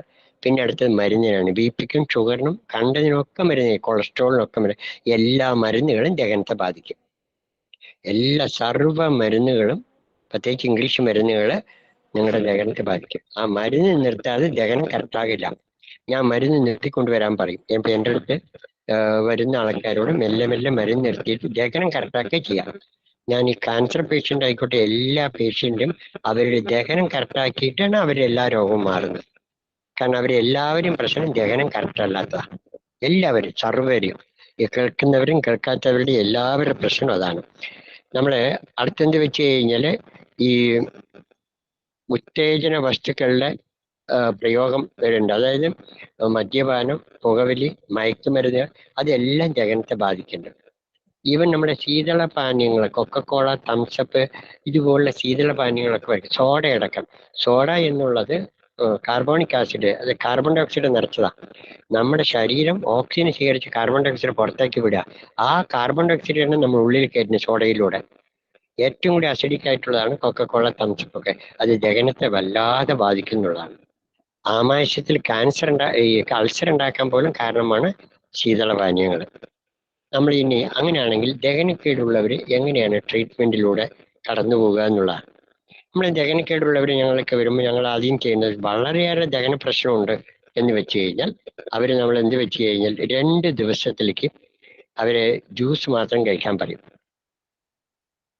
നാരങ്ങനീര്, അതുപോലെ ഓറഞ്ച് ജ്യൂസ്, പിന്നെ പൈനാപ്പിൾ ജ്യൂസ്, പിന്നെ കരിമ്പ് ജ്യൂസ്, ഇങ്ങനെ ക്യാരറ്റ് നീരോ തക്കാളി നീരോ ഈ ജ്യൂസുകൾ 2 ദിവസം കൊടുക്കാൻ പറയും. ആ ജ്യൂസുകൾ കൊടുക്കും. അതോടൊപ്പം തന്നെ എനിമ എടുക്കാൻ പറയും. വയറ്റിൽ ഈറമുണ്ട് കെട്ടാൻ പറയും. പ്രാണായാമം മറ്റോ ചെയ്യാൻ പറയും. ഇടയ്ക്ക് ഏറ്റവും കൂടുതൽ ഈ ദഹനത്തിന് സഹായിക്കുന്നത് ശവാസനം, ശലഭാസനം, അതുപോലെ പശ്ചിമോത്താസനം, അതുപോലെ ഭുജംഗാസനം, സർവാംഗാസനം, ഹലാസനം, ഇതൊക്കെ ദഹനത്തിന് സഹായിക്കുന്നതാണ്. പ്രാണായാമയും ഈ കുറച്ച് ആസനങ്ങളും ദഹനത്തിന് സഹായിക്കുന്ന ആസനങ്ങളും നമ്മൾ ചെയ്യാൻ പറയും. പിന്നെ ഈ വെയിൽ കൊള്ളാൻ പറയും. രാവിലെ 9 മണിക്ക് മുമ്പും വൈകുന്നേരം 4:00-ക്ക് ശേഷമുള്ള വെയിൽ കൊള്ളാൻ പറയും. അപ്പൊ ഇത്രയും ചെയ്തിട്ട് ഇതിരിക്കുമ്പോൾ അവർ ദഹനം നോർമലിലേക്ക് വരും. 2 ദിവസം ഈ ജ്യൂസ് കഴിച്ചിട്ട് പിന്നെ ഒരു 5 ദിവസം രാവിലെ സലാഡ്, ഉച്ചയ്ക്ക് പഴങ്ങൾ, അല്ലെങ്കിൽ രാവിലെ ജ്യൂസ്, ഉച്ചയ്ക്ക് സലാഡ്, രാത്രി പഴങ്ങൾ, ഇങ്ങനെ ആക്കിയിട്ട് 5 ദിവസം ഇരിക്കാൻ പറയും. അങ്ങനെ ആയിരിക്കും അവർ നോർമലിലേക്ക് വരും. അങ്ങനെ ആകുമ്പോൾ രാവിലെ സലാഡും, ഒരു 5 ദിവസം കഴിഞ്ഞിട്ട് രാവിലെ സലാഡും, ഉച്ചയ്ക്ക് തവിടുള്ള പച്ചരിക്കഞ്ഞിയോ അല്ലെങ്കിൽ മറ്റേ ചെറുധാന്യങ്ങളോ ചാമയോ തെനയോ കൊണ്ടുള്ള കഞ്ഞിയും ചമ്മന്തിയും ഉപ്പേരിയും കഴിച്ച് വൈകുന്നേരം ജ്യൂസ് കഴിച്ച് 5:30-ക്ക് ജ്യൂസ് കഴിച്ച് രാത്രി പഴമാക്കാൻ പറയും. ഇങ്ങനെയാണ് ദഹനം ഉള്ളവർക്ക് നമ്മൾ ഇതാക്കാൻ പറയാം. ഇതില് ഞാനൊരു അപ്പൊ ഈ ദഹനക്കേടുള്ളവര് അവരുടെ കാരണങ്ങൾ മാറ്റണം. അതിന് ഞാനൊന്ന് പറയുന്നത് ഫുഡ് കോമ്പിനേഷന്റെ കാര്യം പറഞ്ഞു. തെറ്റായ ഭക്ഷണ ചേരുവയാണ്. ഇതിൽ കറക്റ്റായിട്ടുള്ള ഭക്ഷണ ചേരുവ എന്ന് പറഞ്ഞാൽ ചോറിന്റെ കൂടെ ചേരാൻ പറ്റുന്ന പച്ചക്കറികളും ഇലക്കറികളും മാത്രം. അപ്പൊ ചോറിന്റെ കൂടെ ഒരു സലാഡ് കഴിക്കണം. ആ സലാഡ് ആദ്യം കഴിക്കണം. സലാഡ് വെച്ചാൽ ഉള്ളിയിട്ട സലാഡല്ല. അവിടെ കക്കിരിക്കയും കോവക്കയും തക്കാളിയും തേങ്ങയും പച്ചമുളക് കുരുക്കളനും ഇഞ്ചിയും കറിവേപ്പിലും കൊത്തമല്ലി ചേർത്ത് സലാഡാണ് നമ്മൾ പറയുന്നത്. കുക്കുമ്പറൊക്കെ ചേർത്തിട്ട് സലാഡ്. ചമ്മന്തി ഇതുപോലെയാണ്. നെല്ലിക്കയും അതുപോലെ കോവക്കയോ ഇഞ്ചിയോ കറിവേപ്പിലയോ മാങ്ങയോ ഒക്കെ ഇട്ടുള്ള ചമ്മന്തിയാണ് പറയുന്നത്. അതിൻ്റെ കൂടെ ഏറ്റവും നല്ല ദഹിക്കാൻ പറ്റുന്ന കറികൾ വെച്ച് ഓലനും അവിയലും തോരനും ഇലക്കറിയൊക്കെയാണ്. ദഹിക്കാൻ കഷ്ടമുള്ളത് സാമ്പാറിൻ്റെ രസമാണ്. അതിൽ പുളിയും അതിൽ മുളകും ഒക്കെയാണ്. അപ്പം ഇതിൽ ചോറിൻ്റെ കൂടെ പച്ചക്കറി ചേരും. അതുപോലെ പയറിൻ്റെ കൂടെ പച്ചക്കറി ചേർത്താം. ചോറും പയറും പറ്റില്ല എന്ന് മാത്രമേ ഉള്ളൂ. അതുപോലെ പഴം കഴിക്കുമ്പോൾ തനിച്ച് മാത്രമേ കഴിക്കാൻ പാടുള്ളൂ. പഴത്തിൻ്റെ കൂടെ ചേർത്താൻ പറ്റുന്ന അണ്ടിവർഗ്ഗങ്ങളാണ്. തേങ്ങയും അണ്ടിപ്പരിപ്പും ബദാം മാത്രമേ പഴത്തിന് കഴിക്കുള്ളൂ. പഴം കഴിച്ചിട്ട് ഗ്യാസ് വരുന്നത് പഴം ചോറിൻ്റെ മുമ്പോ പിമ്പോ കഴിക്കേണ്ടതല്ല, പഴം തനിച്ച കഴിക്കേണ്ടത്. പഴം ഏറ്റവും കൂടുതൽ കുക്കഡ് ഫുഡാണ് പഴം. ആ പഴം കഴിച്ചു കഴിഞ്ഞാൽ അതിന് ദഹന പ്രക്രിയ ഡയറക്റ്റായിട്ട് ചെറുകുടലിൽ നിന്ന് സ്വീകരിക്കും. ധാതു ലവണങ്ങൾ ജീവനങ്ങളൊക്കെ സ്വീകരിക്കും. പഴം കഴിക്കുമ്പോൾ തനിച്ച് പഴം മാത്രമേ കഴിക്കേണ്ടത്. പഴത്തിൻ്റെ കൂടെ ചേർത്തുന്നത് തേങ്ങയും അണ്ടിവർഗ്ഗങ്ങളും മാത്രമാണ്. അതുപോലെ നിലക്കടലൊക്കെ കഴിക്കുമ്പോൾ അത് മുളപ്പിച്ച് അത് പച്ചക്കറിയുടെ ഇലക്കറിയുടെ കഴിക്കാം. അപ്പം നമ്മൾ ഈ ഫുഡ് ഇറച്ചി മീനും മുട്ടയൊക്കെ കഴിക്കുന്നവർക്ക് ഒരിക്കലും അത് ചോറിൻ്റെ കൂടെ കഴിച്ചാൽ ദഹിക്കില്ല. മാത്രമല്ല ഇറച്ചി മീനും മുട്ടയെക്കുറിച്ച് പറയുമ്പോൾ ഞാൻ പലപ്പോഴും ക്ലാസ് കേട്ടപ്പോൾ മീനിനെ കുറിച്ചൊക്കെ പറയുന്നുണ്ട്. നോൺ വെജിലും കൂടി ദഹനക്കേട് ഉണ്ടാക്കുന്നതാണ്. അത് അസിഡിക് ഫുഡാണ്. സത്യത്തിൽ മനുഷ്യന്റെ ഭക്ഷണവുമല്ല. മനുഷ്യൻ സസ്യഭുക്കാണ്, പുള്ളി വെജിറ്റേറിയനാണ്. Non vegetarian ഏതിട്ടാലും ദഹനക്കേടുണ്ടാകും. പിന്നെ അത് ഒഴിവാക്കാൻ പറ്റില്ല, അത് കഴിക്കാൻ പറ്റില്ല എന്നുള്ളവര് ഇറച്ചി കഴിക്കുമ്പോൾ സലാഡേ കഴിക്കാൻ പാടുള്ളൂ. ഇറച്ചി കഴിക്കുമ്പോൾ സലാഡ് മാത്രം, ഇറച്ചിയുടെ കൂടെ വേറെ ഒന്നും കഴിക്കരുത്. ഇറച്ചി കഴിച്ചാൽ പിറ്റേ പ്രാവശ്യം പഴം മാത്രമേ കഴിക്കാൻ പാടുള്ളൂ. ഇറച്ചി ദഹിക്കാൻ ഒരുപാട് സമയം എടുക്കുകയും ചെയ്യും. ഇറച്ചിയിൽ നിന്നാണ് മറ്റൊരുപാട് ഉണ്ടാകുന്നത്. അപ്പൊ നമ്മൾ എന്ത് വെച്ച് കഴിഞ്ഞാൽ നമ്മുടെ ഓരോ പ്രവൃത്തിയും പ്രാണശക്തി എന്ന് പറയുന്ന ഒരു ശക്തി, അത് വൈറ്റൽ പവർ, അത് ശരീരത്തിൽ ഈശ്വരൻ തരുന്നതാണ്. അതിന് വേസ്റ്റ് ആക്കരുത്. ചായ കുടിക്കുമ്പോൾ വൈറ്റൽ പവർ, പ്രാണശക്തി വേസ്റ്റ് ആകും. ഇളനീർ കുടിക്കുമ്പോൾ അതിന് മല്ലിക്കാപ്പി കുടിക്കും, ജാപ്പി കുടിക്കുമ്പോൾ അങ്ങനെ വേസ്റ്റ് ആയില്ല, കുറവായിരിക്കും. കൊക്കക്കോള കഴിക്കുമ്പോൾ പ്രാണശക്തി ഒരുപാട് വേസ്റ്റ് ആകും. ഇളനീര് കഴിക്കുമ്പോൾ അങ്ങനെ വേസ്റ്റ് ആയില്ല. അപ്പൊ നമ്മള് ഈ പറഞ്ഞ പോലെ ഏത് ഭക്ഷണം തിരഞ്ഞെടുക്കും, നോൺ വെജിറ്റേറിയൻ ഫുഡ് കഴിക്കുമ്പോൾ, പൊറോട്ടയും മുട്ടക്കറിയും കഴിക്കുമ്പോൾ ഒരുപാട് പ്രാണശക്തി വേസ്റ്റ് ആകും. ചപ്പാത്തിയും വെജിറ്റബിൾ കുറുമുകയും അത്ര വേസ്റ്റ് ആയില്ല. നമ്മൾ ഇങ്ങനൊരു വിവേചനം നമ്മൾ കാണിക്കേണ്ടതാണ് ഭക്ഷണം കഴിക്കുന്നത്. അഹിംസ, ശരീരത്തോട് അഹിംസ കാണിക്കുന്നത്. എന്റെ ഗുരുനാഥൻ ദഹനം നടക്കാൻ വേണ്ടിയിട്ട്, മനസ്സ് നിയന്ത്രിക്കാൻ വേണ്ടിയിട്ട്, മനുഷ്യന്റെ ആരോഗ്യത്തിന് വേണ്ടിയിട്ട് 8 പുഷ്പങ്ങൾ പറയുന്നുണ്ട്. എന്റെ ഗുരുനാഥൻ സിയറ വർമാജി, അദ്ദേഹം ദയാൽ സാർ ആലപ്പുഴയിലുള്ള വർമാജി ശിഷ്യനാണ്, ഞാൻ പാലക്കാടിലെ ശിഷ്യനാണ്. ഞങ്ങൾ രണ്ടുപേരും വർമാജിയുടെ ശിഷ്യന്മാരാണ്. അപ്പൊ ഇതില് അദ്ദേഹം പറയുന്ന, അദ്ദേഹത്തിന്റെ ഫാൻസ് പല ബുക്കിലും അദ്ദേഹം പറയുന്നത്, ദൈവത്തിന് ഏറ്റവും ഇഷ്ടപ്പെട്ട 8 പുഷ്പങ്ങൾ, അത് ദഹനം നന്നാക്കാനും ആരോഗ്യത്തിനും നമ്മളെല്ലാവരും അനുഷ്ഠിക്കേണ്ടതാണ്. അതിൽ ഒന്നാമത്തെ കാര്യം അഹിംസയാണ്. അഹിംസ പരമോധർമ്മം. ശരീരം ക്ഷേത്രമാണ്. അവിടെ ശരീരത്തിൽ ആ ക്ഷേത്രത്തിന് പറ്റാത്ത, പ്രസാദമാക്കാൻ പറ്റാത്തത് ഇടണം. അവിടെ ഒന്നും ഇറച്ചിയിടല് യാതൊരു ഇതുമില്ല. അവിടെ ഇറച്ചി കൊണ്ട് ഇടുന്നതും മദ്യമോ പുകവലിയോ ഒന്നും ഇടുന്നില്ല. സാത്വിക ഭക്ഷണമാണ് അവിടെ ഇടേണ്ടത്. ജയിക്കാൻ പറ്റുന്ന ഭക്ഷണമാണ് അവിടെ ഇട്ടത്. ചോറെന്ന് പറയുമ്പോൾ ചെറുധാന്യങ്ങളോ അല്ലെങ്കിൽ തവിടുള്ള ഉണക്കലരിയോ, അതിൻ്റെ കൂടെ ഓലനോ അവിയലോ പച്ചക്കറികളോ അതൊക്കെയാണ് ഇടേണ്ടത്. വറുത്തതും പൊരിച്ചതും ബേക്കറി സാധനങ്ങളൊക്കെ ഇടുമ്പോൾ അത് ശരീരത്തിന് ഹിംസയാണ്, അത് ദഹനക്കേടുണ്ടാവും. ശരീരത്തിന് ഹിംസ വരുന്ന, പ്രാണശക്തി വേസ്റ്റാക്കുന്ന എന്ത് കഴിച്ചാലും അത് ദഹനക്കേടുണ്ടാക്കും, ശരീരത്തിൽ ആരോഗ്യ പ്രശ്നം ഉണ്ടാക്കും. മാത്രമല്ല, അഹിംസ എന്ന് പറയുന്നത് ചിന്ത കൊണ്ടോ വാക്കുകൊണ്ടോ പ്രവൃത്തി കൊണ്ടോ ആരെയും വേദനിക്കും. ഒരു നോട്ടത്തിലൂടെ പോലും, വെറുപ്പിന്റെ ഒരു ഭാവത്തിലൂടെ, ഒരു എന്താ പറയാ, ഒരാളെ നോക്കുന്ന പോലും ഒരു ഹിംസയാണ്.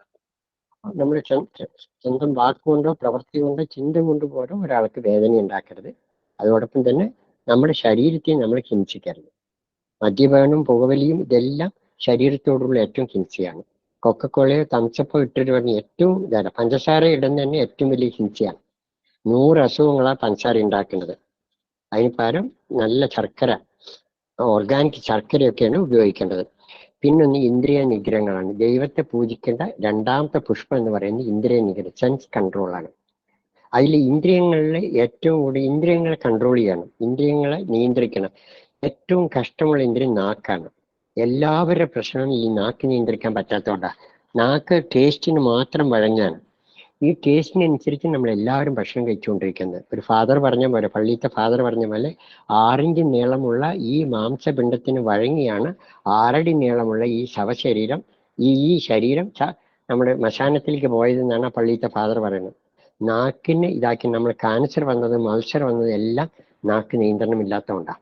അപ്പൊ നാക്കിനെ നിയന്ത്രിക്കലാണ്, മനസ്സിനെ നിയന്ത്രിക്കലുള്ള ഏറ്റവും നല്ലത് ടങ് കൺട്രോളാണ്. ഭഗവത്ഗീതയിൽ പറയുന്ന കാര്യമാണ് ഏറ്റവും കൂടുതൽ. അപ്പൊ നമ്മൾ ഇങ്ങനെ സാത്വിക ആഹാരം കഴിച്ച് നാക്കിനെ നിയന്ത്രിക്കുക, ഇന്ദ്രിയങ്ങളെ.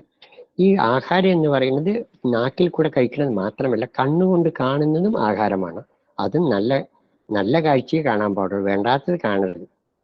ഇതില് കാതുകൊണ്ട് കേൾക്കുന്നതും ആഹാരമാണ്, വേണ്ടതേ കേൾക്കാൻ പാടുള്ളൂ.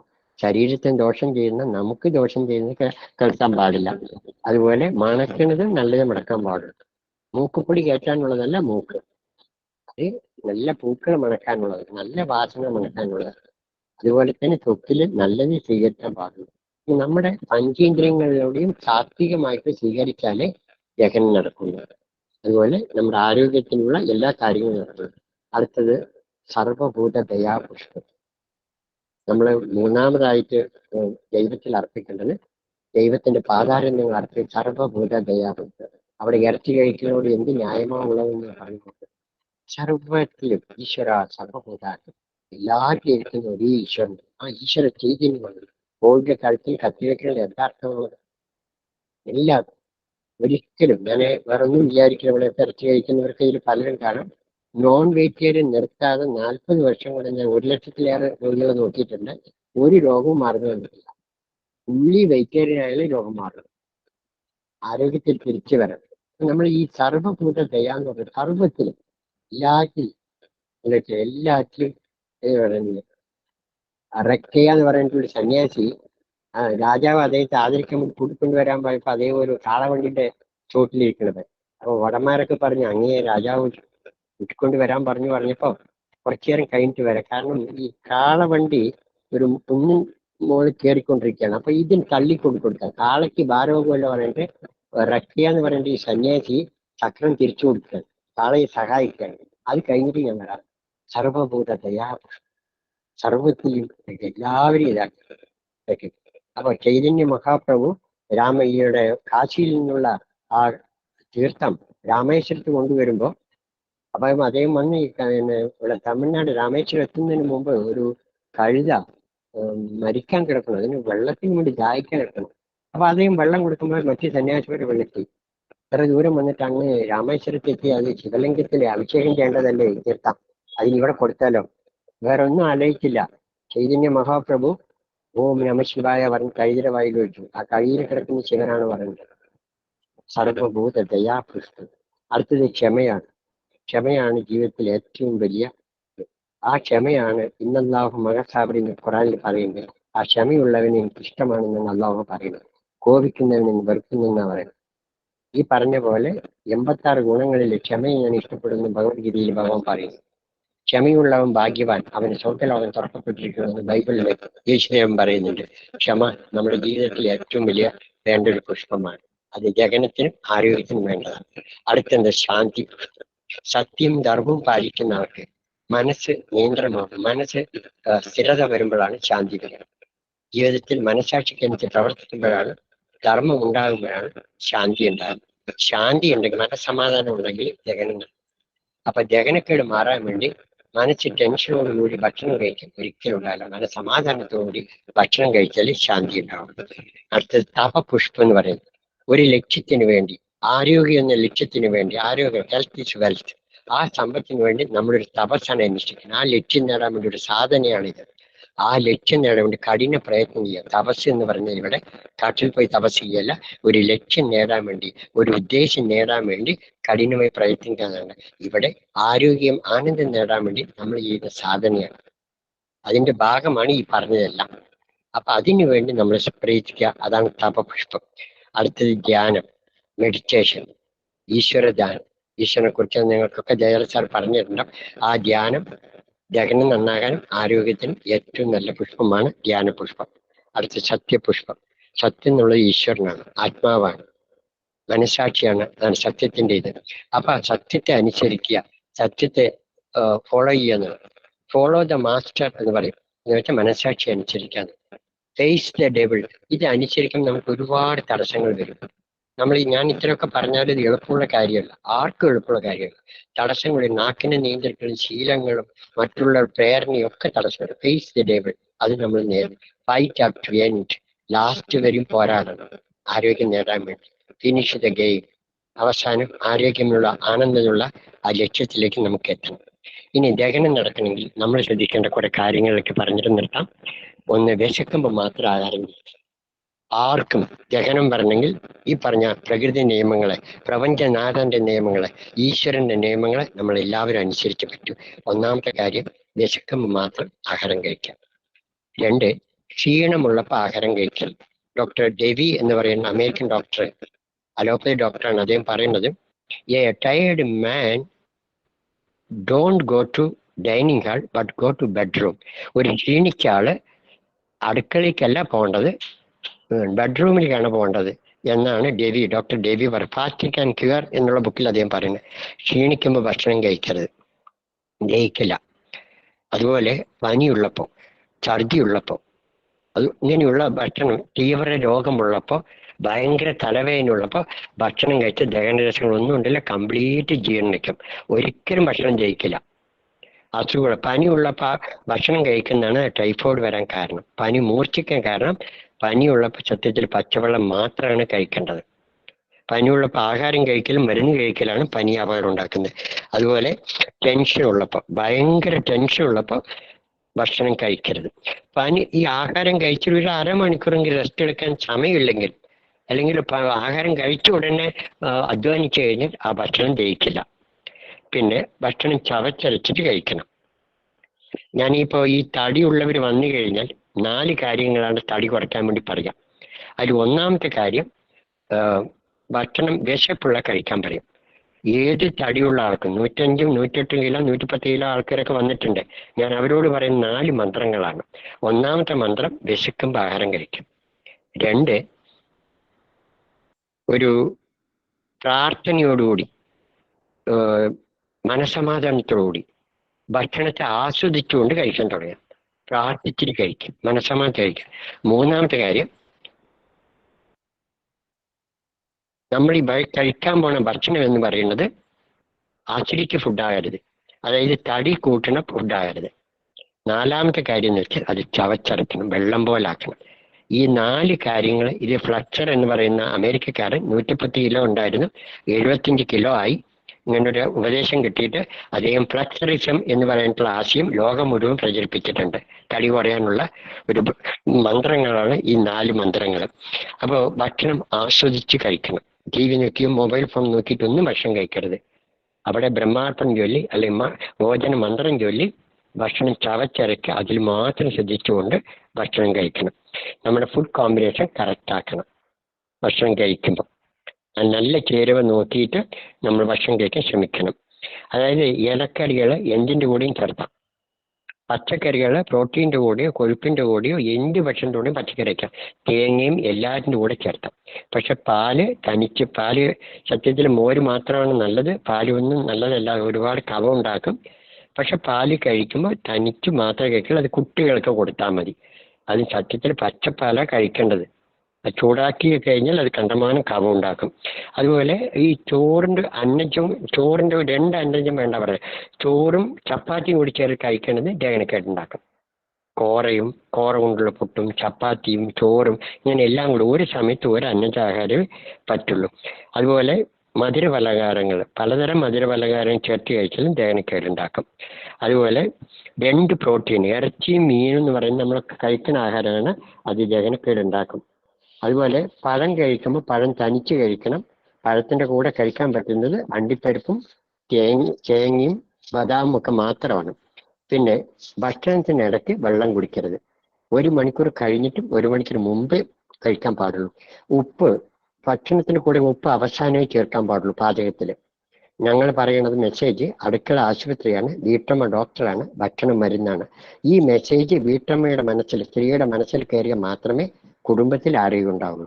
ഇതിന് വേണ്ടിയിട്ടാണ് ഞങ്ങൾ കൊടുവായൂർ പ്രകൃതി ജീവന സമിതിയിൽ ഞങ്ങൾ കുടുംബയോഗം സംഘടിപ്പിക്കുന്നത് ലാസ്റ്റ് സൺഡേ. ഇത് പഠിപ്പിക്കാൻ വേണ്ടിയിട്ടാണ് ഞങ്ങൾ ഫസ്റ്റ് സൺഡേ ആധികാരികമായിട്ട് എല്ലാ ഫസ്റ്റ് സൺഡേ അവിടെ ക്ലാസ് ഉണ്ട്. ഇന്ന് സെക്കൻഡ് സൺഡേ ക്ലാസ് ഉണ്ടായിരുന്നു, അവിടെ ബോധവൽക്കരണം നടത്തുകയാണ്. ഇവർ നല്ല ഭക്ഷണം ഞങ്ങൾ ചൊവ്വ, വ്യാഴം, ശനി ദിവസങ്ങൾ അവിടെ വെച്ച് കൊടുക്കുകയാണ്. ഈ കോമ്പിനേഷൻ കറക്റ്റായിട്ടുള്ള ഞാൻ ഇപ്പൊ പറഞ്ഞ ഭക്ഷണം അവിടെ വെച്ച് കൊടുക്കുന്നുണ്ട്. നമ്മൾ ഇടനേരം മറ്റൊന്നും കഴിക്കരുത്. ഇടനേരം വെള്ളം കുടിക്കുക, അല്ലാതെ വേറെ ഒന്നും പറ്റും നിവൃത്തിയില്ലെങ്കിൽ ജ്യൂസ് മാത്രം കുടിക്കുക. അപ്പോൾ ഇവിടെ കഴിക്കേണ്ടത് ലാസ്റ്റ് ഞാൻ പറയുന്നൊരു ഇത് വെച്ച് കഴിഞ്ഞാൽ വിശക്കുമ്പോഴാണ് കഴിക്കേണ്ടത്. അത് എങ്ങനെയുള്ള ഭക്ഷണം കഴിക്കണം? പുതിയുള്ള ഫ്രഷ് ആയിട്ടുള്ള ഭക്ഷണം കഴിക്കണം. കഞ്ഞി വെച്ചിട്ടുണ്ടെങ്കിൽ, പച്ചരി കഞ്ഞിയാണെങ്കിൽ അത് 3 മണിക്കൂർ കഴിയാതെ വെച്ച ഉടനെ 2 മണിക്കൂറിനുള്ളിൽ കഴിക്കണം. പുതിയുള്ള ഭക്ഷണം. വാഴപ്പഴമാണെങ്കിൽ അത് ഒരുപാട് കേടുവന്ന് ഇതായിരിക്കും, ഫ്രഷ് ആയിട്ടുള്ളതായിരിക്കും. എന്തും അത് ജീവനുള്ള ഭക്ഷണമായിട്ട്, ജീവനുള്ള ഒരു ഭക്ഷണത്തിന് നമുക്ക് ജീവനെ ഉണ്ടാക്കാൻ കഴിയില്ല. ജീവനുള്ള ഭക്ഷണങ്ങൾ സലാഡുകളും ചമ്മന്തികളൊക്കെ ജീവനുള്ളതാണ്. ഒരു ചിപ്സ്, വാഴ നേന്ത്രക്കായി, അത് നമ്മൾ നുറുക്കിയിട്ട് എണ്ണയിലിട്ട് വറുക്കുമ്പോൾ അതിന്റെ ജീവൻ നഷ്ടപ്പെടുമ്പോൾ അത് നിന്ന് പോവുകയാണ്. നിലക്കടലിക്ക് ജീവനുണ്ട്, അത് വറുക്കുമില്ല. കപ്പലണ്ടിക്ക് ജീവനുണ്ട്, അത് വറുക്കുമ്പോൾ അത് മുളക്കില്ല, അതിന്റെ ജീവൻ നഷ്ടപ്പെടാം. വേവിക്കുമ്പോഴും വറുക്കുമ്പോഴും ഒക്കെ ആ ജീവാംശം നഷ്ടപ്പെടും. നമുക്ക് പൂർണ്ണ ആരോഗ്യത്തിന് ജീവനുള്ള ഭക്ഷണം എത്ര കഴിക്കാൻ പറ്റും അത്രയ്ക്ക് കഴിക്കണം. അപ്പോൾ ജീവനുള്ള ഭക്ഷണമായിരിക്കും, അത് ഫ്രഷ് ആയിരിക്കും, അത് പുതിയതായിരിക്കണം. അത് മാത്രമല്ല അത് പൂർണ്ണ ആഹാരമായിരിക്കും. തവിടുള്ള ഉണക്കലരി പൂർണ്ണം. തവിടുണ്ട്, 22 വിറ്റാമിൻ തവിടുണ്ട്. ആ തവിട് കളയുമ്പോൾ അത് അപൂർണ ആഹാരമാണ്. പുഴുങ്ങലരി തവിട് കളഞ്ഞില്ല, അല്ല ഒന്നും തന്നെയില്ല. ഗോതമ്പ് പൂർണ്ണാഹാരം, തവിടുള്ള ഗോതമ്പ്, അത് മൈദയാകുമ്പോൾ അപൂർണ ആഹാരമാണ്. 64 വിറ്റാമിനുള്ള കരിമ്പിൻ നീര് പൂർണ്ണമാണ്, അത് പഞ്ചസാരയാക്കുമ്പോൾ അപൂർണമായി. അപൂർണമായ ആഹാരം കഴിക്കുമ്പോൾ നമ്മുടെ ദഹനവും കഷ്ടത്തിലാകും. അതുപോലെ കഴിക്കുന്ന ഭക്ഷണം ക്ഷാരാംശമുള്ള ഭക്ഷണം കഴിക്കണം. നമ്മൾ ഇന്ന് കഴിക്കണ മുഴുവൻ അമ്ലമുള്ള ഭക്ഷണം കഴിക്കണം. ക്ഷാരാംശമുള്ള ഭക്ഷണം വെച്ചാൽ പഴവും പച്ചക്കറികളും ഇലകളും മുളപ്പിച്ച ധാന്യങ്ങളൊക്കെയാണ്, അണ്ടിവർഗങ്ങളാണ്. അമ്ലമുള്ളത് പഞ്ചസാരയും മൈദയും ഡാൾഡയും വറുത്തതും പൊരിച്ചും ചായ കാപ്പിയും എണ്ണ പലഹാരങ്ങളും ഇറച്ചി മീനും മുഖ്യം ഇതെല്ലാം അമ്ലാഹാരം. കൊക്കക്കോള, പഴകിയ ഭക്ഷണമൊക്കെ അമ്ലാഹാരങ്ങളാണ്. അത് എത്ര കണ്ട് നിങ്ങൾ കുറയ്ക്കണോ അത്ര കണ്ട് ദഹനം നടക്കും. മാത്രമല്ല ദഹനത്തിന് പറ്റിയ അച്ചാറ് ഇതിന്റെ കൂടെ, ചോറിന് കൂടെ അച്ചാറ് കൂട്ടിയാൽ ചോറിന് ദഹിക്കാൻ പറ്റില്ല. അപ്പൊ ദഹനത്തിന് പറ്റിയതാണ് നമ്മൾ കഴിക്കാൻ പറ്റുന്നത്. അപ്പൊ മെല്ലെ മെല്ലെ ഞാൻ ഒരുപാട് കാര്യം പറഞ്ഞെങ്കിലും നമ്മൾ എന്ത് വെച്ച് കഴിഞ്ഞാൽ ആദ്യം മനസ്സിലാക്കുക. എന്റെ ഗുരുനാഥൻ വർമാജി, അദ്ദേഹത്തിന്റെ ഗുരുനാഥൻ സ്വാമിനാഥി, അവരൊക്കെ പറയുന്ന കണ്ട് ആരോഗ്യത്തോടെ മരിക്കുന്നവരെ ആരോഗ്യത്തോടെ ഇരിക്കണമെങ്കിൽ 5 കാര്യങ്ങൾ നമ്മൾ എല്ലാവരും ചെയ്യണം എന്നാണ് എന്റെ ഗുരുക്കന്മാർ പറയുന്നത്. അതിൽ ഒന്നാമത്തെ കാര്യം അണ്ടർസ്റ്റാൻഡ് നേച്ചർ ചെയ്യുക. പ്രകൃതി ജീവനം എന്താണെന്ന് ആഴത്തിൽ പഠിക്കണം.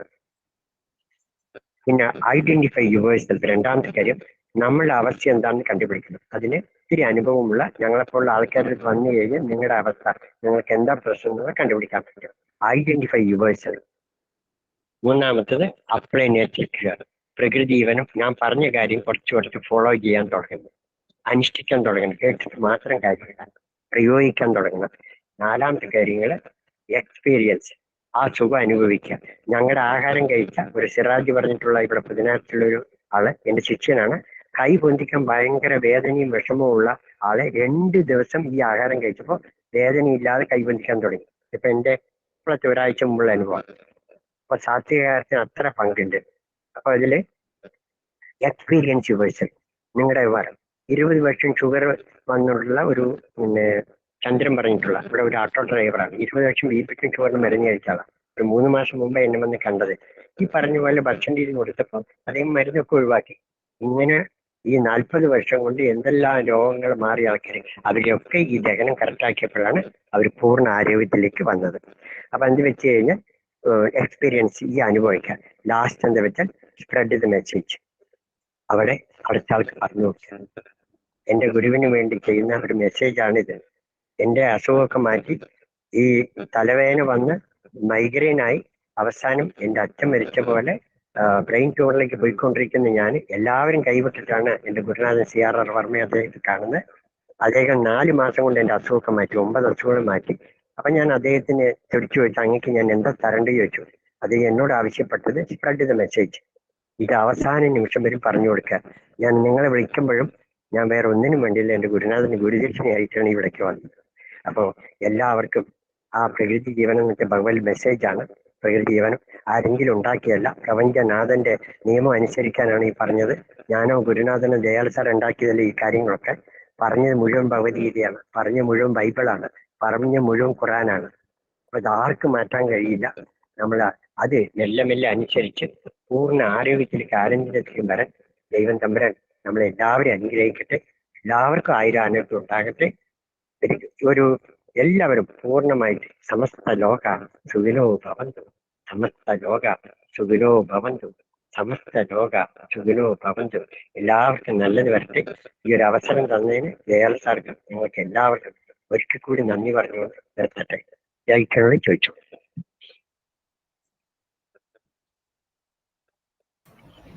അത് വളരെ കുറഞ്ഞ സമയം കൊണ്ട് ഒത്തിരി കാര്യങ്ങൾ കൺവേ ചെയ്തു. ഞാൻ സമയം ഒരുപാട് എടുത്തോ സാറേ? ഒരുപാട് എടുത്തില്ല. 1 മണിക്കൂർ ആയിട്ടില്ല. എന്തായാലും ഈ 1 മണിക്കൂറിന്റെ സമയത്തിനുള്ളിൽ തന്നെ സലീം സാറ് ഒത്തിരി പ്രകൃതിജീവനത്തിന്റെ മൊത്തം കാര്യങ്ങളും ഇവിടെ അവതരിപ്പിച്ച് കഴിഞ്ഞിരിക്കുകയാണ്. അതിൽ തന്നെ നമ്മൾ ശ്രദ്ധിക്കേണ്ട കുറെ പോയിന്റ്സ് സാറ് പറഞ്ഞിട്ടുണ്ട്. ആഹാരമാണ് എല്ലാത്തിന്റെയും മൂല കാരണം. ആഹാരം വിശപ്പുള്ളപ്പോൾ മാത്രം കഴിക്കുക. അങ്ങനെ ഇനി പറയാൻ ബാക്കിയൊന്നും ഇല്ലെന്ന് എനിക്ക് തോന്നുന്നു. അപ്പൊ നമുക്ക് ഓരോരുത്തർക്കുമായിട്ട് അവരവരുടെ സംശയങ്ങൾ ചോദിക്കാം. അതിനുള്ളൊരു അവസരമാണ് ഇനിയുള്ളത്. വെൽക്കം. ലാസ്റ്റ് പറഞ്ഞ 5 നിയമം ഒന്നുകൂടെ പറയാമെങ്കിൽ ഉപകാരം. വിശക്കുമ്പോ പുതുമയുള്ള ഭക്ഷണം, ജീവനുള്ള ഭക്ഷണം, പൂർണ്ണമായ ഭക്ഷണം, സാരാംശമുള്ള ഭക്ഷണം, ദഹനത്തിന് പറ്റിയ ഭക്ഷണം കഴിക്കുക. വിശക്കുമ്പോ ജീവനുള്ള, പുതുമയുള്ള, പൂർണ്ണമായ, സാരാംശമുള്ള, ദഹിക്കാൻ പറ്റുന്ന ഭക്ഷണം ആസ്വദിച്ച് കഴിക്കുക, ചവച്ചരച്ച് കഴിക്കുക. ഞാൻ മൊത്തം ഈ പറഞ്ഞത് മുഴുവൻ ഇങ്ങനെ ഒറ്റ വാക്കിലാക്കിയതാണ്, ഒരാശയത്തിലാക്കിയതാണ് പറഞ്ഞ മുഴുവൻ.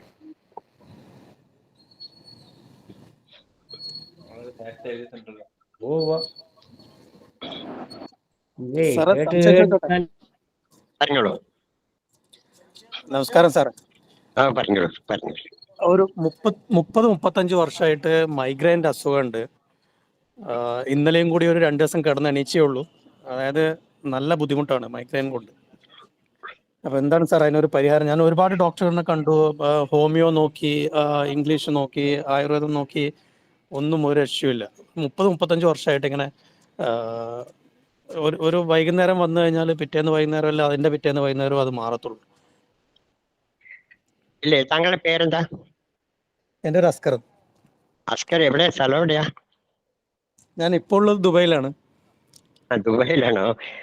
ഇതില് പിന്നെ എൻ്റെ അച്ഛൻ മൈഗ്രെയിനായി, വെറും തലവേദനയ്ക്ക് മരുന്നേക്ക് മൈഗ്രെയിനായി ബ്രെയിൻ ട്യൂമറായിട്ട് 36-ാമത്തെ വയസ്സിൽ മരിച്ച ആളാ. ഓക്കെ.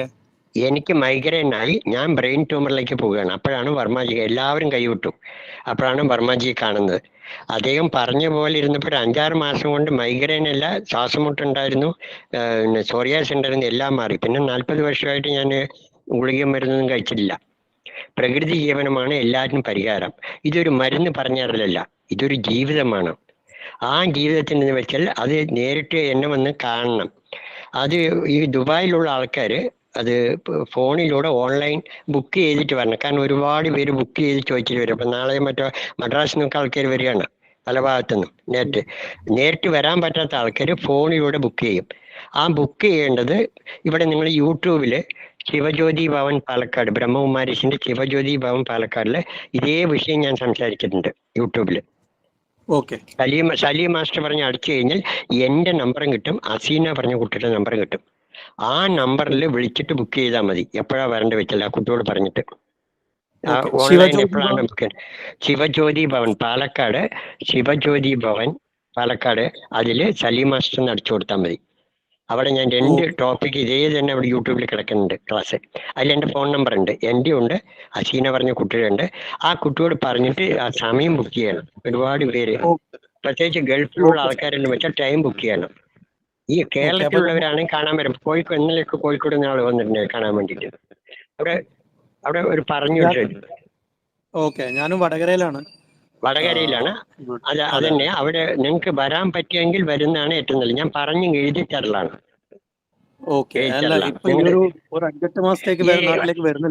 അല്ല, അത് നിങ്ങൾ കാരണം തന്നെ ഒരു കാര്യമല്ല, ഒരുപാട് കാര്യം താങ്കളെ മുഴുവൻ കഥ കേൾക്കണം. എന്നിട്ട് വേണം എനിക്ക് പറയാൻ വേണ്ടിയിട്ട്. ഞാനിപ്പോ പറഞ്ഞ മുഴുവൻ ജനറലാണ്. ദഹനം നന്നായി നടക്കുന്ന പരിപാടിയാണ് പറഞ്ഞത്. ട്രീറ്റ്മെന്റ് വേണമെങ്കിൽ ഈ ഫോണിലൂടെ ട്രീറ്റ്മെന്റ് അതിന് പറ്റില്ല.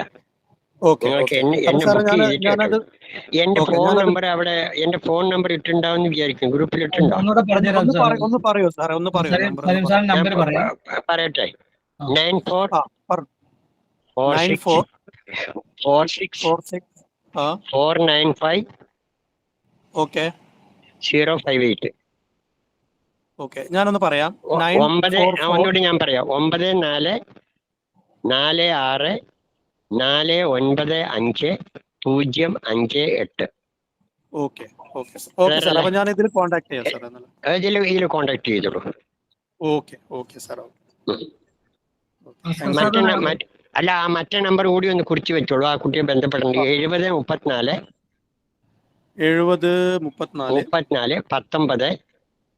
19 77 20. 70 34 19 77 20. അസീന കൊടുവായൂർ. ആ കുട്ടിയുടെ ആ നമ്പറിൽ വിളിച്ചു വെച്ചാൽ മതി. ചിലപ്പോ എന്നെ വിളിച്ചാൽ കിട്ടില്ല, അതുകൊണ്ട് വിളിക്കാൻ പറയാം. ചോദിച്ചോളൂ.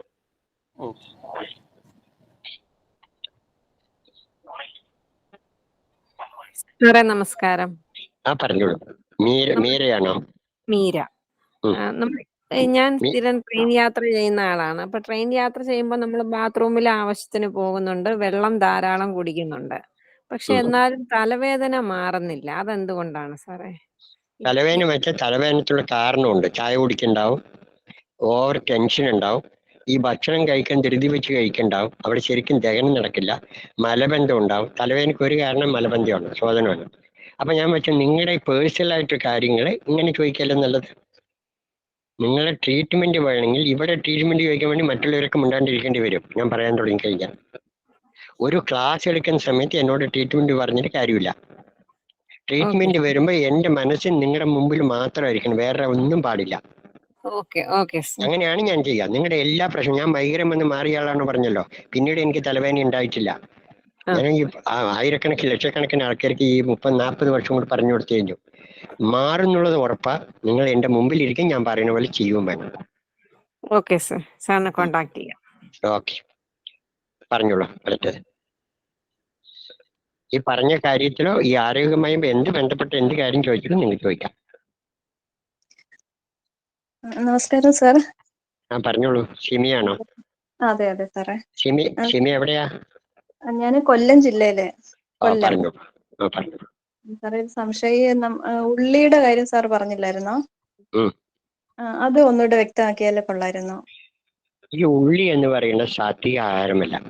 ചെറിയ ഉള്ളിയും വെമ്പായ ഉള്ളി, വലിയ ഉള്ളിയും രാജസികമാണ്. അതിൽ വെളുത്തുള്ളി താമസിക ഭക്ഷണമാണ്. ഉള്ളി എന്ന് പറയുന്നത് ഒരു ആന്റിബയോട്ടിക് കാര്യമാണ്. ദഹനത്തിന് സഹായിക്കല്, ദഹന കേടുണ്ടാക്കാനാ പറ്റിയ. ഉള്ളി എന്ന് പറയുന്നത് നമ്മുടെ കുടലിൽ, വൻകുടലിൽ 50 കോടി അണുക്കളാണ് ഉള്ളത്, നല്ല അണുക്കൾ, സൂക്ഷ്മ അണുക്കൾ. അത് നശിപ്പിക്കാൻ ഉള്ളി കാരണമാകും. ഒന്ന്. രണ്ടാമത്തെ കാര്യം, ഉള്ളി എന്ന് പറയുന്നത് നമ്മുടെ വികാരത്തെ ബാധിക്കും, നമ്മുടെ ചിന്തയെ ബാധിക്കും. മനസ്സിൽ വികാരത്തെ നിയന്ത്രിക്കാൻ ബുദ്ധിമുട്ടാണ് ഉള്ളി കഴിച്ചത്. അതുകൊണ്ടാണ് ഉള്ളി ഈ ബ്രഹ്മകുമാരീശും ഹരേ കൃഷ്ണ പ്രസ്ഥാനക്കാരൊക്കെ ഉള്ളി ഉപേക്ഷിക്കാൻ കാരണം ഇതാണ് കാരണം. അപ്പൊ ഉള്ളി കുറയ്ക്കുക, പെട്ടെന്ന് മുഴുവൻ ഒഴിവാക്കാൻ പറ്റില്ല. ഇതുണ്ടല്ലോ മറ്റുള്ളി, ഞങ്ങളുടെ കറികളിലൊന്നും ഉള്ളി ഇടാറില്ല. ഞാൻ പച്ചപ്പ് പറയുന്നത് ഇവിടെ കൊടുവാരിൽ ദിവസേന ഉണ്ടാക്കി കൊടുക്കുന്ന ഭക്ഷണത്തിൽ ഉള്ളി ചേർക്കാറില്ല.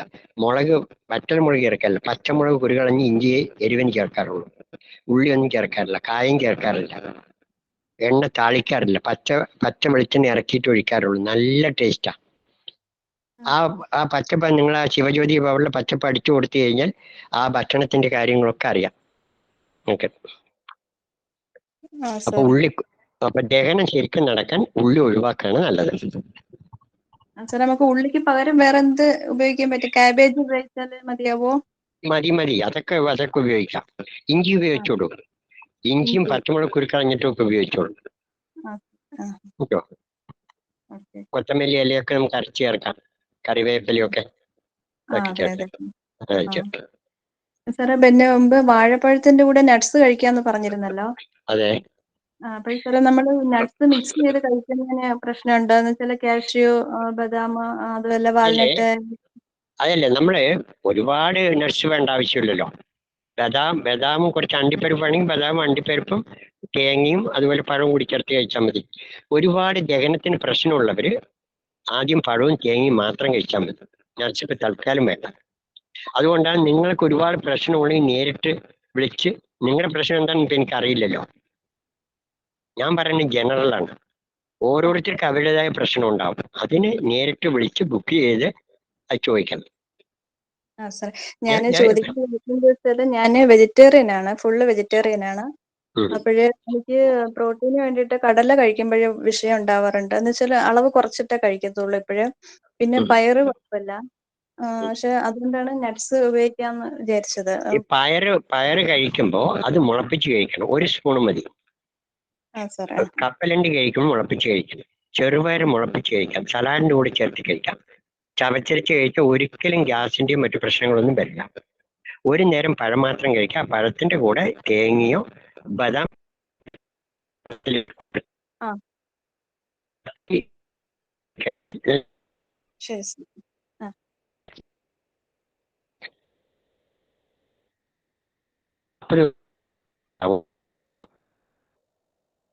നമ്മുടെ കാലാവസ്ഥയ്ക്ക് പറ്റുന്ന പഴങ്ങൾ, അതാത് സീസണിൽ ഉണ്ടാകുന്ന പഴങ്ങളാണ് ഏറ്റവും നല്ലത്. ചക്കപ്പഴവും മാമ്പഴവും പപ്പായയും ഒക്കെ കഴിക്കാം, വാഴപ്പഴവും ഒക്കെ കഴിക്കാം. ഏറ്റവും നല്ലത് ജൈവ പഴങ്ങളാണ് ഏറ്റവും നല്ലത്, കീടനാശിനിയും രാസവളവും ഇല്ലാത്തത്. ഹലോ, കേൾക്കണ്ടോ? ഓക്കെ ഞാൻ സാർ, പറയുന്നത് ഓക്കെ സാർ, കേൾക്കണ്ടോ? ഓക്കെ, കേൾക്കുന്നുണ്ട്. ചോദിച്ചോളൂ.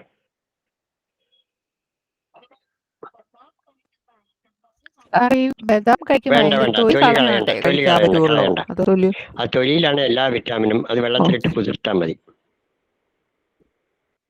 തൊലി വേണ്ട, ശരി. കളയണ്ട.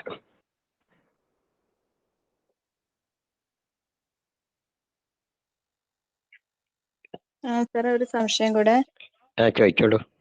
നമ്മൾ മില്ലറ്റ്സ് ഉപയോഗിക്കുമ്പോഴേ, ഞാൻ ഒരു നേരം മില്ലറ്റ്സ് ഉപയോഗിക്കുന്നുണ്ട്. റാഗി അല്ലെങ്കിൽ തിന അല്ലെങ്കിൽ ചാമ ഏതെങ്കിലും ഒന്നാണ്.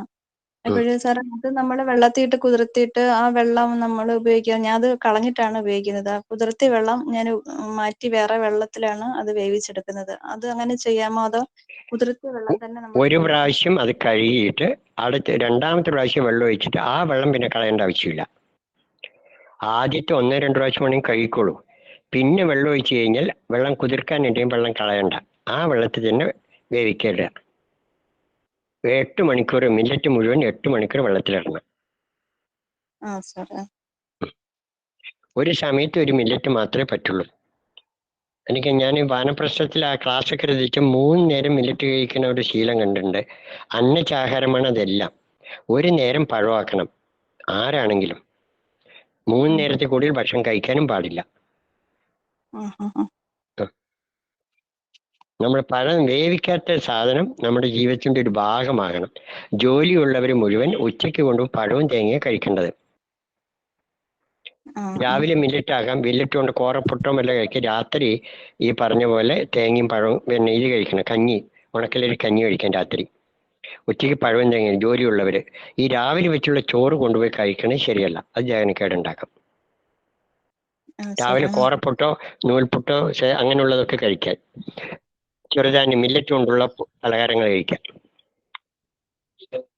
ഹലോ മാഷേ, നമസ്കാരം. പറയൂ. സലീം മാഷേ, ആക്സീനയാണ്. പറയൂ. ഇതില് നമ്മുടെ മുസ്ലിം ഉണ്ടെങ്കിൽ നാളെ നമ്മുടെ നോമ്പ് തുടങ്ങാണല്ലോ. അപ്പൊ അവർക്ക് വേണ്ടി ഒരു എന്തെങ്കിലും ഒരു ഭക്ഷണ ക്രമീകരണം ഒന്ന് പറഞ്ഞു കൊടുക്കാൻ പറ്റുകയാണെങ്കിൽ നന്നായിരിക്കും മാഷേ. ഈ അസീനെയാണ് ഈ പച്ചപ്പിന്റെ ആള്. ആ കുട്ടിയുടെ നമ്പറാണ് ഞാൻ ഇപ്പൊ പറഞ്ഞു തന്നത്. ആ കുട്ടിയാണ് പാചകത്തിന്റെ ആള്, വിജക്ത. ആ കുട്ടിയുടെ നമ്പറിലാണ് ഞാൻ നിങ്ങളെ വിളിക്കാൻ പറഞ്ഞത്. ആ കുട്ടിയെ വിളിക്കാൻ പലപ്പോഴും കിട്ടുക. ഇതില് നാളെ നോമ്പ് തുടങ്ങുകയാണ്. ഈ നോമ്പ് നോൽക്കുന്ന മുസ്ലിം എങ്ങനെയാണ് നോമ്പ് ഇരിക്കേണ്ടതെന്നാണ് ആ കുട്ടിക്ക് പറഞ്ഞു കൊടുക്കാൻ പറയുന്നത്. ഇതില് നബി ഇരുന്നത് വെച്ച് അദ്ദേഹം പഴയ കഴിച്ചിട്ടുള്ളൂ, പ്രവാചകൻ. അപ്പൊ രാവിലെ സലാഡ് കഴിക്കാം, അല്ലെങ്കിൽ നമ്മൾ പഴവും തേങ്ങയും കഴിക്കാം. രാവിലെ 5 മണിക്ക് മുമ്പ് ഒരു മുസ്ലിം നാളെ നോമ്പ് വെക്കുമ്പോൾ കഴിക്കേണ്ടത് ഈ പഴവും തേങ്ങയും മുളപ്പിച്ചതോ അങ്ങനെയൊക്കെ കഴിക്കാം, അല്ലെങ്കിൽ സലാഡ് കഴിക്കാം. ഈ സലാഡിലെല്ലാം ഇൻക്ലൂഡ് ചെയ്യാമോ? സലാഡില് വേവിക്കാത്തതെല്ലാം ചേർക്കാം. അതിൽ കോവക്ക ചേർക്കാം, അതിൽ കുക്കുംബർ ചേർക്കാം, തക്കാളി ചേർക്കാം, അതിൽ തേങ്ങ ചേർക്കാം, മറ്റേ പടവലം ചേർക്കാം, കടലിൽ പലതും ചേർക്കാം, ഉണ്ണിത്തണ്ട് ചേർക്കാം, പലതും ചേർക്കാം. ഉണ്ടല്ലോ, നമുക്ക് ഏതാ കിട്ടുന്നത് വെച്ച് കഴിഞ്ഞാൽ അതൊരു നിങ്ങളുടെ ടേസ്റ്റ് അനുസരിച്ച് സലാഡിന് ചേർക്കാം. കൊത്തമല്ലിയും കറിവേപ്പിലും പുതിനൊക്കെ അരിഞ്ഞ് ചേർക്കാം. തേങ്ങയും പച്ചമുളകും ഇഞ്ചിയും കറിവേപ്പില അരച്ച് ചേർക്കാം സലാഡില്. ലേശം ഇന്തുപ്പിട്ടാൽ മതി. അപ്പൊ ഇതില് ഒന്നില്ലെങ്കിൽ സലാഡ്, അല്ലെങ്കിൽ പഴവും തേങ്ങയും ജ്യൂസുകളൊക്കെ കഴിക്കാം രാവിലെ. ഈ ശകറിനെന്നാ പറയാ ഞങ്ങള് 5 മണിക്ക് മുമ്പ് കഴിക്കുന്നത്. നോമ്പ് തുറക്കുമ്പോൾ വെറും വയറ്റില് വേറെ കട്ടിയുള്ള ആഹാരം ചെയ്യില്ല. നബി സല്ലല്ലാഹു അലൈഹി വസല്ലം ഈന്തപ്പഴവും വെള്ളമാണ് കുടിച്ചിട്ട് നോമ്പ് തുറക്കുക. നിങ്ങൾക്ക് ജ്യൂസ് കഴിക്കാം, ഓറഞ്ച് ജ്യൂസോ ചെറുനാരങ്ങ വെള്ളമോ ഇളനീരോ അതുപോലെ തണ്ണിമത്തൻ ജ്യൂസോ കഴിക്കാം. അത് കഴിച്ച് നോമ്പ് തുറക്കാം. അതിൻ്റെ കൂടെ ഇത്തിരി പഴം കഴിക്കാം. അത് കഴിഞ്ഞ് 1 മണിക്കൂർ നിസ്കാരം കഴിഞ്ഞിട്ട് ഈ തവിടുള്ള പച്ചരി ഉണക്കലരി കഞ്ഞിയോ അല്ലെങ്കിൽ മില്ലറ്റിന്റെ കഞ്ഞിയോ കുടിക്കാം. അതിൻ്റെ കൂടെ ഓലനോ അവിയലോ ചമ്മന്തിയോ ഒക്കെ ഇട്ടിട്ട് കഴിക്കാം. ഇങ്ങനെ 30 നോമ്പും ഒരു മുസ്ലിം വെക്കുകയാണെങ്കിൽ അവരുടെ ക്യാൻസർ അടക്കം മാറും, എല്ലാ രോഗവും മാറും 30 നോമ്പ് കൊണ്ട്. അസീന, ക്ലിയർ ആയോ? ക്ലിയർ ആയി അസീന, ക്ലിയർ ആയി സാർ, ക്ലിയർ ക്ലിയർ ആയി ആയില്ലേ? Sir. Okay sir, thank you sir, thank you. Hello sir, ചോദിച്ചോളൂ. കോഴിക്കോട് നിന്നാണേ. ചോദിച്ചോളൂ. അപ്പൊ ഈ കൊളസ്ട്രോൾ ഉള്ളവർക്ക് നിലക്കടല കുതിർത്ത് കഴിക്കാൻ പറ്റുമോ? ഈ കൊളസ്ട്രോള് 2 കൊളസ്ട്രോൾ ഉണ്ട്, LDL കൊളസ്ട്രോളും HDL. HDL കൊളസ്ട്രോൾ ശരീരത്തിന് വേണ്ടതാണ്. ഈ നിലക്കടലയോ LDL ആണ് മോശം.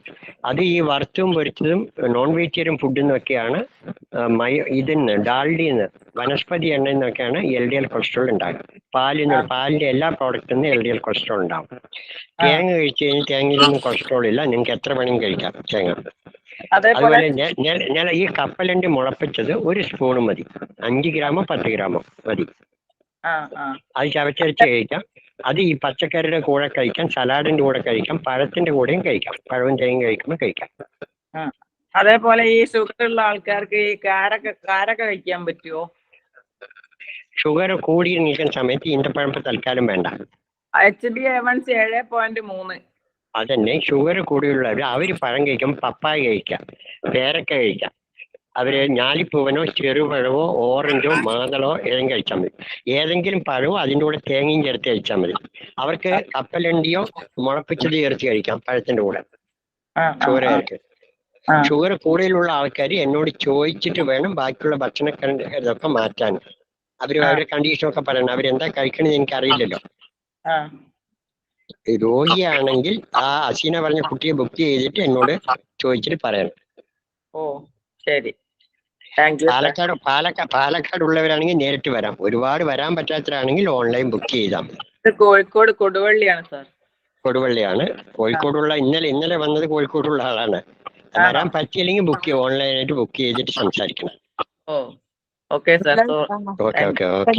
പക്ഷേ ഈ വേനൽക്കാലത്ത് കുടിക്കാൻ നമുക്ക് പറ്റുന്ന ഒരു ഡ്രിങ്ക് ഒന്ന് പറഞ്ഞു കൊടുക്കും. പക്ഷെ നമുക്ക് ഈ വേനൽക്കാലത്ത് കുടിക്കാൻ പറ്റുന്ന ഇപ്പൊ ഈ കഠിനമായ ചൂടാണല്ലോ, അപ്പൊ പാനീയങ്ങളൊക്കെയാണ് വാങ്ങിച്ചിരിക്കുക.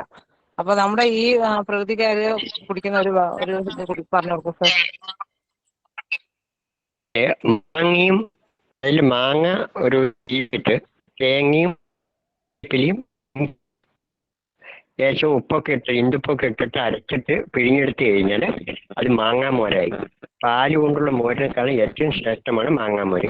ഈ മാങ്ങിപ്പാരം നെല്ലിക്ക ഉപയോഗിച്ച് നെല്ലിക്ക മോരായി. ഇത് ദാഹത്തിന് കുടിക്കാൻ പറ്റുന്നതാണ്. പിന്നെ മാങ്ങാമോര് ക്ലിയർ ആകാം. മാങ്ങ അതിലൂടെ തേങ്ങ, അതുപോലെ ഇഞ്ചി, കറിവേപ്പില അത് അരിച്ചെടുത്തിട്ട് അതിലൂടെ ഇന്ദുപ്പ് പാകത്തിന് ചേർത്ത് കഴിഞ്ഞാൽ നമുക്ക് മാങ്ങാമോരായി. ഈ മാങ്ങയ്ക്ക് പകരം നെല്ലിക്ക ചേർത്ത് നെല്ലിക്ക മോരായി.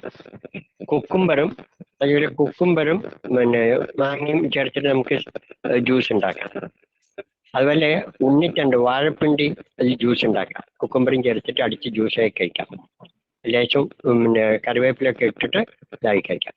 പിന്നെ അതേപോലെ തന്നെ ഇത് കഴിക്കാം, മറ്റേ നമ്മുടെ കുക്കുംബർ കഴിക്കാം, നെല്ലിക്ക ഉപയോഗിക്കാം, മാങ്ങ ഉപയോഗിക്കാം. ഇതെല്ലാം നമുക്ക് ഈ പറഞ്ഞ പോലെ ജ്യൂസായിട്ട് കഴിക്കാവുന്നതാണ്. ചെറുനാരങ്ങ നിങ്ങൾക്ക് അറിയാവുന്നതാണ്. ചെറുനാരങ്ങ ഇതിട്ടിട്ട് കുറച്ച് ശർക്കരപ്പൊടി ഇട്ടിട്ട് ചെറുനാരങ്ങ പിഴിഞ്ഞിട്ട് ഉപയോഗിക്കാം.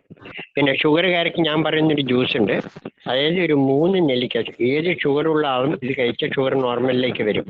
3 നെല്ലിക്ക, 3 കോവയ്ക്ക, 1 കഷ്ണം ഇഞ്ചി, 3 മിനിറ്റ് കറിവേപ്പില.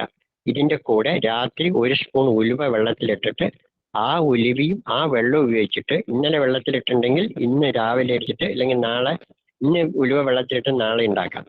അതെല്ലാം കൂടി അരച്ചിട്ട് 1 ലിറ്റർ വെള്ളം അതിൽ ചേർക്കുക. അത് അരിച്ചെടുത്തിട്ട് ദാഹിക്കുമ്പോഴൊക്കെ ഇത് കുടിക്കാം. അപ്പൊ ഇത് ദാഹശമനിയായി. മറിച്ച് അതിൽ ഒരുപാട് വിറ്റാമിൻ ഉണ്ട്. അത് ഷുഗർ നോർമലാക്കാനും സഹായിക്കും. കോവയ്ക്ക 3, നെല്ലിക്ക 3, ഇഞ്ചി 1 കഷ്ണം, കറിവേപ്പില 3 നെറ്റ്, 1 സ്പൂൺ ഉലുവ. ഷുഗർ നോർമലാക്കാനുള്ള ഏറ്റവും നല്ല ദാഹശമനിയാണ് ഈ കോവക്ക വെള്ളം, നെല്ലിക്ക വെള്ളം. ആരുടെ ഷുഗറും നോർമലാവും. അവർക്ക് ഗുളിക മരുന്നൊക്കെ നിർത്താം, പറയുന്ന പോലെ കേൾക്കാൻ തയ്യാറാണെങ്കിൽ. ചോദിച്ചോളൂ.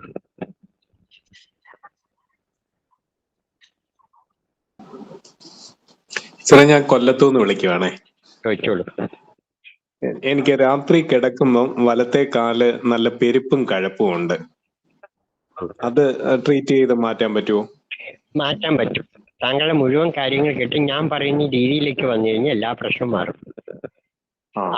ആലുവയിൽ നിന്നുള്ളൊരു സജീവൻ വെരിക്കോസ് വെയിൻ കൊണ്ട് 13 വർഷം ഇടത് കാലിന് മുറിവാണ്.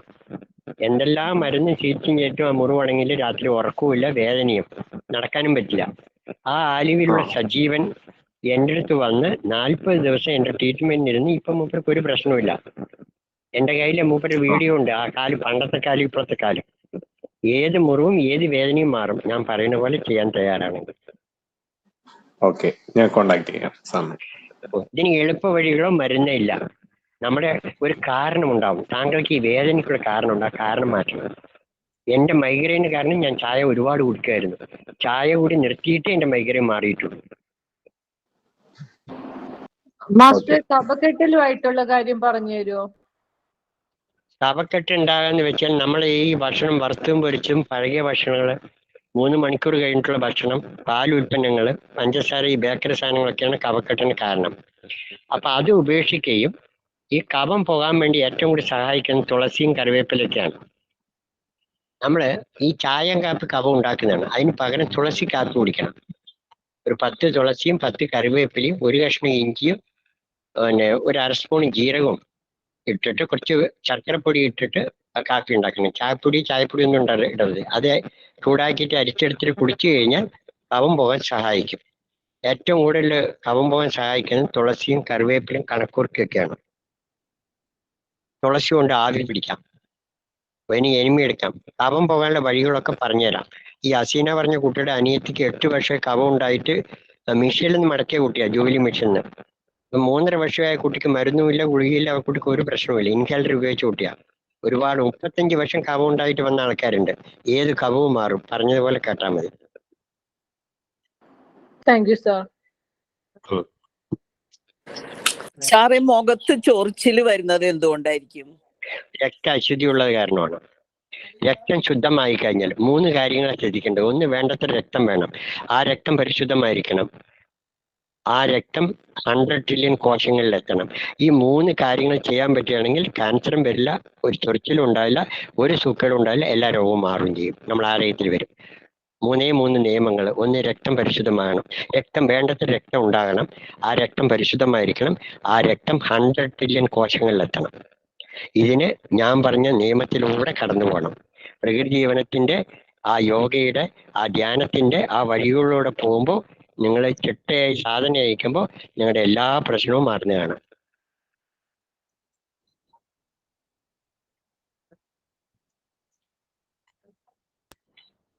അസീനയുടെ നമ്പർ ഒന്നും കൂടെ പറഞ്ഞു തരുമോ? കട്ടായി പോയായിരുന്നു. 70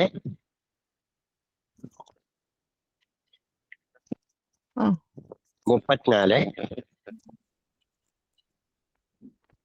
okay 19 77 2 0 70 34 19 77 2 0. Aseena, Koduvayur, Palakkad. Okay, thank you. Okay, ഇനി എന്തെങ്കിലും ചോദിക്കാനുണ്ടോ? സാറിനെ കോണ്ടാക്ട് ചെയ്യാൻ എന്താ ചെയ്യണ്ടേ? എന്നെ കോണ്ടാക്ട് ചെയ്യണമെങ്കിൽ താങ്കൾ എവിടെയുള്ള സാറാ? എവിടെയുള്ള ആളാ? എടപ്പള്ളി, എറണാകുളം അല്ലേ? ആ. ഇപ്പൊ നേരിട്ട് വരണമെങ്കിൽ ബുക്ക് ചെയ്തിട്ട് വരിക. എപ്പോഴാ വരണമെന്ന് വെച്ച് കഴിഞ്ഞാൽ ബുക്ക് ചെയ്തിട്ട് ആ അസീനെ വിളിക്കുക. സ്ഥലം എവിടെയാ? ഈ പാലക്കാട് കൊടുവായൂർ എന്നുള്ള സ്ഥലമാണ്. പാലക്കാട് ടൗണിൽ നിന്ന് 11 കിലോമീറ്റർ അപ്പുറത്താണ് ഈ കൊടുവായൂർ എന്നുള്ള സ്ഥലം. അവിടെയാണ് ഞങ്ങളൊരു വാടക കെട്ടിടത്തിട്ട് അവിടെയാണ് രോഗികളെ നോക്കാൻ. അവിടെ താമസിപ്പിക്കുവോ? അല്ലല്ല, ഞാൻ എന്റെ മുഴുവൻ കേട്ട് എഴുതി തരും. അതുപോലെ ചെയ്യാൻ പറയും. ചോദിച്ചോളൂ. ഒരു ഡൗട്ട് ഉണ്ട്. അതായത് എന്റെ വൈഫിന്, ഞങ്ങളിപ്പം ബാംഗ്ലൂരാണുള്ളത്. അപ്പം വൈഫിന് സ്കിന്ന് ഡ്രൈ ആവുന്നുണ്ട്. അപ്പം ഡ്രൈ ആയിട്ട് ഒരു ബ്ലാക്ക് കളറായിട്ട് ഇങ്ങനെ സ്കിന്നിലെ കൈക്കൊക്കെ ഇങ്ങനെ വരുന്നുണ്ട്. അപ്പം അപ്പം അതിനിപ്പം എന്താണ് ഇപ്പം ഫുഡ് എന്തെങ്കിലും മാറ്റങ്ങൾ അതല്ലാതെ വരുത്താനുള്ളത്? അലർജിയാണ്. അപ്പൊ അതിന് വെച്ചാൽ രക്തം ശുദ്ധമാകണം. അത് താങ്കളുടെ ഭാര്യയുടെ എല്ലാ കാര്യങ്ങളും കേൾക്കണം. ഞാൻ പറഞ്ഞല്ലോ, ഇതെല്ലാം ഒരു മരുന്ന് പറഞ്ഞതല്ല. ഞാൻ കാരണം കണ്ടുപിടിക്കണം. അതിന് എനിക്കൊരു അവസരം തരണം. അത് നിങ്ങൾ തനിക്ക് മാത്രം, ഞാൻ മാത്രമുള്ളത്, ഭാര്യയും വിട്ടിട്ട് ദൂരെയുള്ളത് കൊണ്ട് ഫോണിലൂടെ നിങ്ങൾ ബുക്ക് ചെയ്തിട്ട് സംസാരിക്കണം. വൈകുന്നേരം 3 to 6 അങ്ങനെ ബുക്കിംഗ് ടൈം. ബാക്കിയുള്ള സമയത്ത് എന്നെ വിളിച്ച കിട്ടില്ല. എല്ലാ ദിവസവും ഞായറാഴ്ച ഒഴിച്ച് എല്ലാ ദിവസവും വൈകുന്നേരം 3 to 6. അത് ആ കുട്ടിയെ വിളിച്ച് ബുക്ക് ചെയ്യണം. ഏത് സമയത്താണ് വിളിക്കുന്നത് പറയുന്നത്. കാരണം ഒരുപാട് ബുക്ക് ചെയ്യുന്നതുകൊണ്ട് ആ കുട്ടിയെ വിളിക്കണം.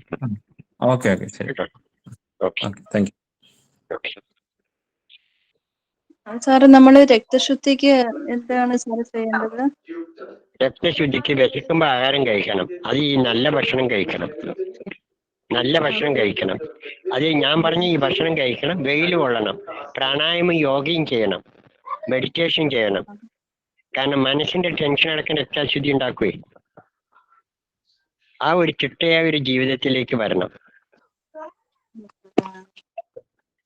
രക്തശുദ്ധി. പറഞ്ഞോളൂ. സാർ, ഈ ചെറിയ കുട്ടികളെല്ലാം ഉറങ്ങുമ്പോ ഈ പല്ല് കടിക്കുന്ന അത് എന്തുകൊണ്ടാണ് സാർ?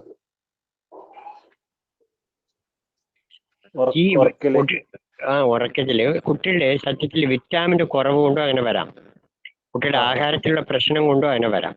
അപ്പൊ അതിന്റെ കുട്ടിക്ക് കൊടുക്കുന്ന ഭക്ഷണത്തെ എന്താണെന്നുള്ളത് ഒന്ന് കുട്ടി ഇപ്പൊ എന്താ കൊടുത്തുകൊണ്ടിരിക്കണം എന്നുള്ള ആ ഭക്ഷണം ചോദിച്ചിട്ടുണ്ടെങ്കിൽ ഞാനത് പറഞ്ഞുതരാം. എന്താ വെച്ച് കഴിഞ്ഞാൽ നമ്മളിപ്പൊ കൊടുക്കുന്ന പലതും പോഷകാംശമില്ല. അത് കുട്ടിക്ക് ദോഷമായി ബാധിക്കുന്നുണ്ട്. മൊത്തം ആരോഗ്യത്തെ ബാധിക്കും. കുട്ടി എത്ര വയസ്സായ കുട്ടിയാണ്? 10 വയസ്സായ കുട്ടിയാണ്. 10 വയസ്സായ കുട്ടിയാണ്. 5ാം ക്ലാസ്സിൽ പഠിക്കല്ലേ? അതെ. ഈ രാവിലെ എന്താ ഭക്ഷണം കൊടുക്കണ കുട്ടിക്ക്? രാവിലെ അധികം ഇഡ്ഡലി, ദോശ. അല്ലെ, അങ്ങനെ ഒരു കുട്ടിയുടെ ഭക്ഷണക്രമം ഒന്ന് മാറ്റണം. ഒരു നേരം ആ ഭക്ഷണക്രമം ഞാൻ പറയുന്ന ഒരു ഭക്ഷണക്രമത്തിലേക്ക് കുട്ടിയെ കൊണ്ടുവന്നിട്ട് കുട്ടിയുടെ എല്ലാ പ്രശ്നവും മാറും. ഇപ്പൊ ഒരു 6ാം ക്ലാസ്സിൽ പഠിക്കുന്ന ഒരു കുട്ടി തലമുടി നരക്കുകയാണ്. അമ്മ ടീച്ചറാണ്, എൻ്റെ അടുത്ത് കൂട്ടിക്കൊണ്ടുവന്നു. തലമുടി നരക്കാണ് പറഞ്ഞിട്ട് ഞാൻ ഭക്ഷണം ഒന്ന് മാറ്റി. 1 മാസം കൊണ്ട് ആ മുടി നരക്കണതൊക്കെ ഒന്ന് മാറി. തലമുടി നരക്കി 6ാം ക്ലാസ് കുട്ടിക്ക് വിറ്റാമിന്റെ കുറവ് കൊണ്ടാണ്. അത് മാറ്റി, ഭക്ഷണം മാറ്റിയപ്പോ തലമുടി നരക്കൽ മാറി. അപ്പൊ കുട്ടിയുടെ ഈ പ്രശ്നങ്ങളെല്ലാം മാറും. ഒന്ന് ഞാൻ എന്താണ് കുട്ടിക്ക് കൊടുക്കേണ്ടത് പറഞ്ഞിട്ട് ഒരു ദിവസം ചോദിക്കും. Okay sir. കഴിഞ്ഞോ? സംശയം കഴിഞ്ഞോ? നിർത്താറായോ? എന്താണ് വേണ്ടത്? ഹലോ, പറയൂ. മറ്റേ ഷുഗറിന്റെ നെല്ലിക്കയും കോവക്കല്ലോടി മിക്സിയിൽ അടിച്ചിട്ട് വെള്ളം ഒഴിക്കുക വേണ്ടേ? അതെ, ആ ഈ മിക്സിയിൽ അടിച്ചിട്ട് അതിൽ 1 ലിറ്റർ വെള്ളം ഒഴിക്കുക. വെള്ളം ഒഴിച്ചിട്ട് കലക്കിയിട്ട് അരിച്ചെടുത്തിട്ട് കുടിക്കുക. Okay sir. ദാഹിക്കുമ്പോഴൊക്കെ കുടിക്കുക.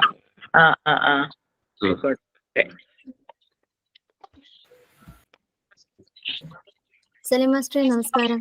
എന്റെ പേര് അർച്ചന. എന്താണ് അർച്ചനയല്ലേ നമ്മളെ? അർച്ചനയാണ്. അതാണ് ചോദിച്ചത്. നിന്റെ പേരെന്താണ് ചോദിച്ചത്? അർച്ചന. പറഞ്ഞോട്ടെ, ചോദിച്ചോളൂ. സാറ് ക്ലാസ് എടുത്ത് വെച്ചിട്ട് തോന്നിയ കുറച്ച് സംശയം ജനറൽ ആയിട്ടുള്ള കുറച്ച് കാര്യങ്ങളാണ് ചോദിക്കുന്നത്. സാർ ഇന്ന് ക്ലിയർ ചെയ്തിരുന്നേ. നമ്മൾ സാലഡ് കഴിക്കുന്ന കാര്യം പറഞ്ഞല്ലോ. അപ്പൊ ഭക്ഷണത്തിനൊപ്പം സാലഡ് കഴിക്കാവോ? നമ്മൾ ഹോട്ടലിലൊക്കെ ചെല്ലുമ്പോ ഭക്ഷണത്തിനൊപ്പം സാലഡ് കൊണ്ടുവച്ച് തരുമല്ലോ. അപ്പൊ നമുക്ക് സാലഡ് ഭക്ഷണത്തിനൊപ്പം, വേവിച്ച ഭക്ഷണത്തിനൊപ്പം കഴിക്കാൻ പറ്റുമോ? സാലഡ് ആദ്യം കഴിക്കണം. അത് കഴിഞ്ഞിട്ട് മറ്റാഹാരം കഴിക്കേണ്ടത്. സാലഡ് ആദ്യം ചവച്ചരച്ച് കഴിക്കണം. ഹോട്ടലിൽ കഴിക്കണം. ഞാൻ ഉദ്ദേശിക്കുന്ന സലാഡ് ആകണമെന്നില്ല. ഞാൻ ഉദ്ദേശിക്കുന്ന സലാഡ് എന്താണെന്ന് പറഞ്ഞല്ലോ, കുക്കുംബറും ക്യാരറ്റും കോവയ്ക്കയും തക്കാളിയും ഈവൻ കാബേജ് അടക്കം അതിലിടാം, അരിഞ്ഞിടാം. പപ്പായ ചെറിയ ഇടാം. അതും തേങ്ങയും കറിവേപ്പിലയും ഇഞ്ചിയൊക്കെ ചേർത്തിട്ടുള്ള ഇഞ്ചുപ്പി ചേർത്തുള്ള സലാഡാണ് ഞാൻ പറയുന്ന സലാഡ്. ആ സലാഡാണ് ആദ്യം കഴിക്കേണ്ടത്. ചവച്ചരച്ച് കഴിച്ചിട്ട് വേണം ചോറും കറികളൊക്കെ കഴിക്കാൻ. ഇങ്ങനെ കഴിക്കുന്നവർക്ക് മലബന്ധം ഉണ്ടാവില്ല, മുടി കൊഴിയില്ല, ഒരുപാട് അതിന്റെ ഗുണമുണ്ട്. അതെ, അതേപോലെ നമ്മളിപ്പോ ഹോട്ടലിൽ ഭക്ഷണം കഴിച്ച് കഴിയുമ്പോൾ അല്ലെങ്കിൽ വീടുകളിലാണെങ്കിലും ഭക്ഷണം കഴിച്ച് കഴിയുമ്പോൾ ജ്യൂസ് കുടിക്കുന്ന ഒരു ചെറിയ പതിവ്. അപ്പൊ ഈ ജ്യൂസ് എപ്പോഴാണ് ശരിക്കും കുടിക്കേണ്ടത്? അനുഭവത്തില് നമുക്ക് മനസ്സിലാവുന്നത് ഭക്ഷണത്തിന് ശേഷം ജ്യൂസ് കഴിക്കരുത്. കഴിക്കുമ്പോൾ നമുക്ക് കഫക്കെട്ടിൽ ഉണ്ടാവുക ഈ പറഞ്ഞ ദഹനക്കേട് ഉണ്ടാവുന്നുള്ളത്. അപ്പൊ യഥാർത്ഥത്തിൽ ജ്യൂസ് എപ്പോഴാണ് ജ്യൂസ് വെറും വയറ്റിലാണ് കഴിക്കേണ്ടത്. ഭക്ഷണത്തോടൊപ്പം കഴിക്കേണ്ടത് കഞ്ഞിന്റെ വെള്ളമാണ്, അല്ലെങ്കിൽ മോരും വെള്ളമാണ്, അല്ലെങ്കിൽ ജീരക വെള്ളമാണ്, അല്ലെങ്കിൽ സൂപ്പാണ് ഭക്ഷണത്തോടൊപ്പം കഴിക്കേണ്ടത്. ഈ ജ്യൂസ് കഴിക്കേണ്ടത് ചോറ് 1 മണിക്ക് കഴിച്ചു കഴിഞ്ഞാൽ 5:30 ജ്യൂസ് കഴിക്കാം. ഇളനീരോ കാരറ്റ് നീരോ ജ്യൂസ് കഴിക്കാം, നെല്ലിക്ക നീരോ കഴിക്കാം. അങ്ങനെയാണ് കഴിക്കേണ്ടത്. പഴം കഴിക്കുന്ന കാര്യം പറഞ്ഞല്ലോ. അപ്പൊ ഈ വൈകിട്ട് നമ്മൾ ഭക്ഷണം എല്ലാം കഴിച്ചു കഴിഞ്ഞ് കഴിയുമ്പോൾ അല്ലെങ്കിൽ സദ്യക്ക് ശേഷം നമ്മൾ പഴം കഴിക്കുന്ന ഒരു ശീലം ഉണ്ടല്ലോ, അങ്ങനെ കഴിക്കാവോ ആ പഴം? കഴിക്കണത് ശരിയല്ല. പഴം കഴിക്കുമ്പോൾ പഴം മാത്രം കഴിക്കേണ്ടത്, വെറും വയറ്റില പഴം കഴിക്കേണ്ടത്. ചോറിന്റെ കൂടെ പഴം കഴിച്ചു കഴിഞ്ഞാൽ പഴം 2 മണിക്കൂറിൽ ദഹിക്കും, വളരെ പെട്ടെന്ന് ദഹിക്കും. ചോറ് ദഹിക്കില്ല. അങ്ങനെ ദഹിച്ച പഴം ചോറിന്റെ കൂടെ അടിക്കുമ്പോൾ പഴം അളിയാൻ തുടങ്ങും, ജീർണിക്കാൻ തുടങ്ങും. അതോടെ ഗ്യാസും പ്രശ്നങ്ങളും വരും. പഴത്തുനിന്ന് കിട്ടുന്ന ഒരു വിറ്റാമിനും കിട്ടാതാവും. പഴത്തും കഴിക്കുന്നത് വെറും വയറ്റിൽ ഒരു നേരത്തെ ആഹാരമായി പഴം കഴിക്കണം. ചോറിന് മുമ്പോ ശേഷമല്ല പഴം കഴിക്കേണ്ടത്. പഴത്തിന്റെ കൂടെ കഴിക്കാൻ പറ്റും തേങ്ങയും അണ്ടിവർഗമാണ്.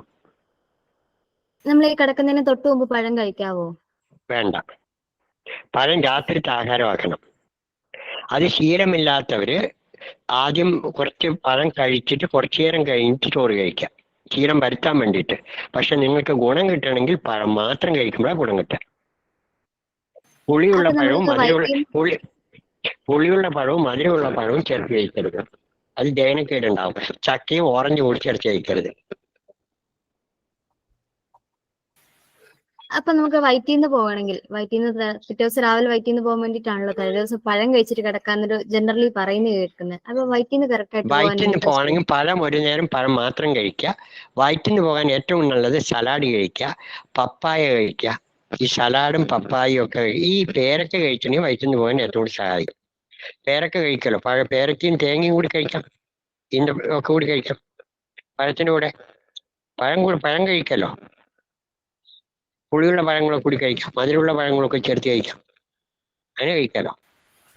ഏറ്റവും കൂടുതൽ നാരുള്ളതാണ് വേവിക്കാത്ത പഴങ്ങളും ഇലക്കറികളൊക്കെ. ഇപ്പൊ മലശോധന ക്ലിയർ ആയിട്ടുണ്ടെങ്കിൽ ഇലക്കറി കഴിക്കണം. പപ്പായും ക്യാരറ്റും ഇതൊക്കെ ഈ സലാഡുകളൊക്കെയാണ് ശോധന ഉണ്ടാക്കുന്നത്. തവിടുള്ള അരി കഴിച്ചാലേ ശോധന ഉണ്ടാവുള്ളൂ. പുഴങ്ങിലരി തവിടില്ലാത്ത കഴിക്കാൻ മലബന്ധം ഉണ്ടാവും. മൈദ കൊണ്ട് പൊറോട്ട കഴിച്ചാൽ മലബന്ധം ഉണ്ടാവും. ഗോതമ്പ് കൊണ്ട് ചപ്പാത്തി കഴിച്ചുണ്ടാവില്ല. ശരി.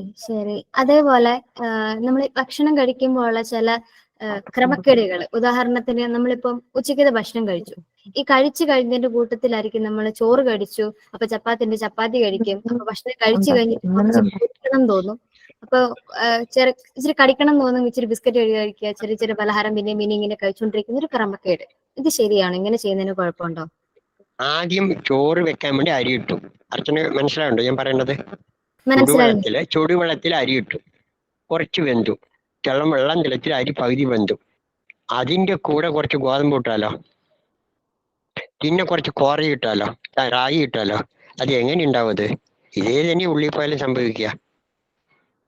മനസ്സിലായോ? ആഹാരത്തിന്റെ കൂടെ പല അന്നജം പാടില്ല. ചോറിന്റെ കൂടെ ചെറുധാന്യങ്ങൾ ചേർക്കാൻ പാടില്ല, ചപ്പാത്തി ചേർക്കാൻ പാടില്ല. ചോറിന്റെ കൂടെ ചോറ് മാത്രം, ഒരു ധാന്യം ഒരു അന്നജം മാത്രം ഒരു സമയത്ത് പാടുള്ളൂ. ചപ്പാത്തി കഴിക്കും ചപ്പാത്തി മാത്രം, റാഗി കഴിക്കും റാഗി പുട്ട് മാത്രം. അതിൻ്റെ കൂടെ കിഴങ്ങ് വർഗ്ഗം ചേർക്കരുത്. എല്ലാം അന്നജാഹാരമാണ്. ഏതെങ്കിലും ഒരു അന്നജാഹാരം കഴിക്കാൻ പാടുള്ളൂ. അതിന്റെ കൂടെ ഇലക്കറിയും പച്ചക്കറി ചേർക്കാം. അതായത് ചോറിന്റെ കൂട്ടത്തിൽ മറ്റ് കിഴങ്ങ് വർഗ്ഗങ്ങളും കഴിക്കാൻ പാടില്ല. കിഴങ്ങ് വർഗ്ഗം കഴിച്ചു കഴിഞ്ഞാൽ ഗ്യാസ് ഉണ്ടാവും, ദഹനക്കേടുണ്ടാവും. നിങ്ങൾക്ക് കിഴങ്ങ് വർഗ്ഗം കഴിക്കാം, മധുരക്കിഴങ്ങ് കഴിക്കാം, പക്ഷെ അതിന്റെ കൂടെ മധുരക്കിഴങ്ങിന്റെ കൂടെ ചോറ് കഴിക്കാൻ പാടില്ല. കഴിക്കാൻ പാടുള്ളൂ, ചമ്മന്തി കഴിക്കാൻ പാടുള്ളൂ, ഇലക്കറിയെ കഴിക്കാൻ പാടുള്ളൂ. ചോറിന് പകരമായിട്ട് മധുരക്കിഴങ്ങ് കഴിക്കാൻ പാടുള്ളൂ. കപ്പ കഴിക്കാം ചോറിന് പകരം, പക്ഷെ സലാഡും ചമ്മന്തിയും കഴിക്കണം. ചോദിച്ചോളൂ. ഹലോ, ചപ്പാത്തി കഴിക്കാൻ പറ്റൂലേ? ചപ്പാത്തി കഴിക്കാം, ഒരു നേരത്തെ ഒരു അന്നജാഹാരം മാത്രമായിട്ട്. പക്ഷെ ചപ്പാത്തിയേക്കാളും നല്ലത് ചെറുധാന്യങ്ങളാണ്. അതേപോലെ ഓട്സ് കഴിക്കാൻ പറ്റും. ഓട്സ് വേണ്ട, ചെറുധാന്യങ്ങൾ മതി, ഓട്സ് വേണ്ട. അതും പ്രത്യേകിച്ച് കടയിൽ കിട്ടുന്ന ഓട്സ് വേണ്ട. നിങ്ങൾ ചെറുധാന്യങ്ങൾ കഴിക്കാം, മാറി കഴിക്കാം. ഓരോ ദിവസവും ഓരോ ചെറുധാന്യം കഴിക്കാം. റാഗിയാണ് പറയുന്നത്, കോറയാണോ പറയുന്നത്? ആ റാഗി ഒരു നേരം കഴിക്കാം. റാഗി കൊണ്ട് പുട്ട് കഴിക്കാം. ആ റാഗി പുട്ട് ഉണ്ടാക്കുമ്പോ അതിൽ കാരറ്റും തേങ്ങയും ചേർക്കാം. അതിന്റെ കൂടെ സലാഡ് ചേർത്ത് കഴിക്കാം. ക്യാരറ്റും തേങ്ങനും. ആ റാഗി പുട്ടിന്റെ കൂടെ പഴം ചേർത്ത് കഴിക്കരുത്. ഹലോ സാർ, ഷുഗറുകാർക്ക് റാഗി പറ്റൂലേ? ഷുഗറുകാർക്ക് ഒരു നേരം കഴിക്കാം. ഒരു നേരം അവര് പഴം കഴിക്കണം, ഒരു നേരം അവര് സലാഡ് കഴിക്കണം. പച്ചക്കറി സലാഡും ഉപ്പേരി തോരനും കഴിക്കണം. സാർ ഈ പറയുന്നത് വെച്ച് പലതരം മില്ലറ്റ്സ് നമുക്ക് മിക്സ് ചെയ്ത് കഴിക്കാൻ പാടില്ല എന്നാണ്. പാടില്ല. ഒരു സമയത്ത് ഒരു മിനിറ്റേ പാടുള്ളൂ, അല്ലെങ്കിൽ ദഹനക്കേട് ഉണ്ടാവും. അപ്പൊ ഇപ്പൊ ഒരു ടെൻഡൻസി ഉണ്ടല്ലോ സാറേ, അത് ശരിയല്ല. പാലില് കാച്ചി പലതരം മില്ലറ്റ്സ് അതെല്ലാം തകരാറാ. അതൊക്കെ ദഹനക്കേട് ഉണ്ടാവും. ഇപ്പൊ പറയുന്ന മുഴുവൻ ഓരോരുത്തരും ഓരോ വീട്ടിൽ പറയുന്നുണ്ട്. ഞാൻ പലപ്പോഴും നിങ്ങളുടെ ഇതിലൊക്കെ കേട്ടിട്ടുണ്ട്. അതൊന്നും ശരിയല്ല. അത് ദഹനക്കേട് ഉണ്ടാവും. ഇങ്ങനെ ഞാൻ പറഞ്ഞിട്ടേ രോഗം മാറിയിട്ടുള്ളൂ. നിങ്ങളുടെ എന്ത് പ്രശ്നം ഉണ്ടെങ്കിൽ ഇങ്ങനെ ചെയ്താലേ മാറുള്ളൂ, അല്ലെങ്കിൽ മാറില്ല. അത് ദഹന പ്രശ്നം ഉണ്ടാകും. അതെ, നമ്മൾ മിക്സ്ഡ് മില്ലറ്റ് എന്ന് പറയുന്ന ഒരു രീതി ഇപ്പൊ കാണാൻ പറ്റുന്നുണ്ട്. അപ്പൊ മിക്സ്ഡ് മില്ലറ്റ്സ് ഓരോ മില്ലറ്റും ജയിക്കാൻ ഓരോ ഇതാണ്. ഓരോ മില്ലറ്റിലും അടങ്ങിയുള്ള പോഷകാംശത്തിൽ വ്യത്യാസമുണ്ട്, അതിന്റെ ദഹന രസത്തിന് വ്യത്യാസമുണ്ട്. അതുകൊണ്ട് അത് ചേർത്ത് കഴിക്കാൻ പറയുന്നത്. ചോറ് ജയിക്കുന്ന പോലെയല്ല ചാമ ജയിക്കണത്. മില്ലറ്റിന്റെ അവല് നല്ലതാണോ സാറേ? മില്ലറ്റിന്റെ അവല് കുഴപ്പമില്ല, പക്ഷെ ജയിക്കാൻ ഏറ്റവും എളുപ്പം ചാമ കഞ്ഞി വെക്കുകയാണ്. 8 മണിക്കൂർ കുതിർത്ത് കാരറ്റും ബീൻസും ഇട്ടിട്ട് കഞ്ഞി വെച്ച് തേങ്ങാപ്പാലോ തേങ്ങ അരച്ചു വെച്ച് ഞാൻ പറഞ്ഞ ചമ്മന്തി സലാഡോ തോരനോ വെച്ച് കഴിക്കലാണ് ഏറ്റവും നല്ലത്.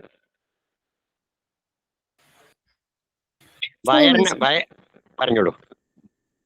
8 പുഷ്പങ്ങളെ പറ്റി പഠിപ്പിച്ചല്ലോ. അപ്പൊ അതിൽ അഹിംസ പറയുമ്പോൾ നമ്മൾ പറഞ്ഞു ജീവനുള്ള മറ്റു ജീവികളെ കഴിക്കരുതെന്നൊരു കാര്യം. അപ്പൊ സാധാരണഗതിയിൽ നോൺ വെജിറ്റേറിയൻസ് ആളുകൾ ചോദിക്കുന്ന ഒരു ചോദ്യമാണ്, അപ്പൊ പിന്നെ ചെടികളെ കഴിക്കാൻ പാടുണ്ടോ? അവരും ജീവനുള്ള വസ്തുക്കൾ തന്നെയല്ല, അത് അഹിംസയല്ലേ? അതിനെന്താ സാറിന്റെ മറുപടി? നമ്മൾ എന്ത് വെച്ച് കഴിഞ്ഞാല് ഈ പറഞ്ഞ പോലെ ഈ ചെടിയുടെ ഒരു പഴം പറിച്ചത് കൊണ്ട് ചെടിക്കൊന്നും സംഭവിക്കില്ല. കോഴിയുടെ ഹൃദയം മാത്രമായിട്ട് കഴിക്കാൻ പറ്റുമോ? ഈശ്വര സർവബോധാനം എന്ന് പറയുന്നത് ഞാൻ പറഞ്ഞതല്ല, ഭഗവാൻ കൃഷ്ണൻ പറഞ്ഞാണ്. എല്ലാറ്റിൻ്റെ ഉള്ളിൽ ഞാനാ. കോഴിയുടെ കഴുത്തിൽ നീ കത്തി വെക്കുമ്പോൾ എൻ്റെ കഴുത്തിലെ കത്തി വെക്കണമെന്ന ഭഗവാൻ പറയുന്നു. ശ്രീകൃഷ്ണ ക്ഷേത്രത്തിൽ, ഗുരുവായൂർ ക്ഷേത്രത്തിൽ കോഴി ഇറച്ചി കൊണ്ട് വെച്ച് എങ്ങനെയുണ്ടാകും കുട്ടി? ആ കോഴിക്ക് ജീവനുണ്ട്, അതിൻ്റെ അകത്ത് നിൽക്കുന്ന ഈശ്വരനാ. ഭഗവാനാണ് ഗീതയിൽ ഈ പഴം കഴിക്കാൻ പറഞ്ഞത്. സാത്വികാഹാരം ഇതാണ് പറഞ്ഞത്. അന്നജാഹാരം ഈ പറഞ്ഞ അരിയും ഗോതമ്പൊക്കെ ഭഗവാനെ കഴിക്കാൻ പറഞ്ഞത് സാത്വികമാണെന്ന്. ചെടി തരുന്ന ആ ചെടി പക്ഷികൾക്കും മനുഷ്യർക്കൊക്കെ വേണ്ടിയിട്ടാണ് ആ ചെടി ഉണ്ടായിരിക്കുന്നത്. ഗോതമ്പോ അല്ലെങ്കിൽ അരി ഉണ്ടായത് ആ ചെടിക്ക് വേണ്ടിയല്ല. ഓരോന്നിനും ഭഗവാൻ 84 ലക്ഷം ജീവജാലങ്ങൾക്കും ഭഗവാൻ നിശ്ചയിച്ചു വെച്ചിട്ടുണ്ട് ഓരോ ആഹാരം. അതിന് സിംഹത്തിനുള്ള ആഹാരം മാനിനുള്ള ആഹാരം പുല്ല, ചെടികളാ.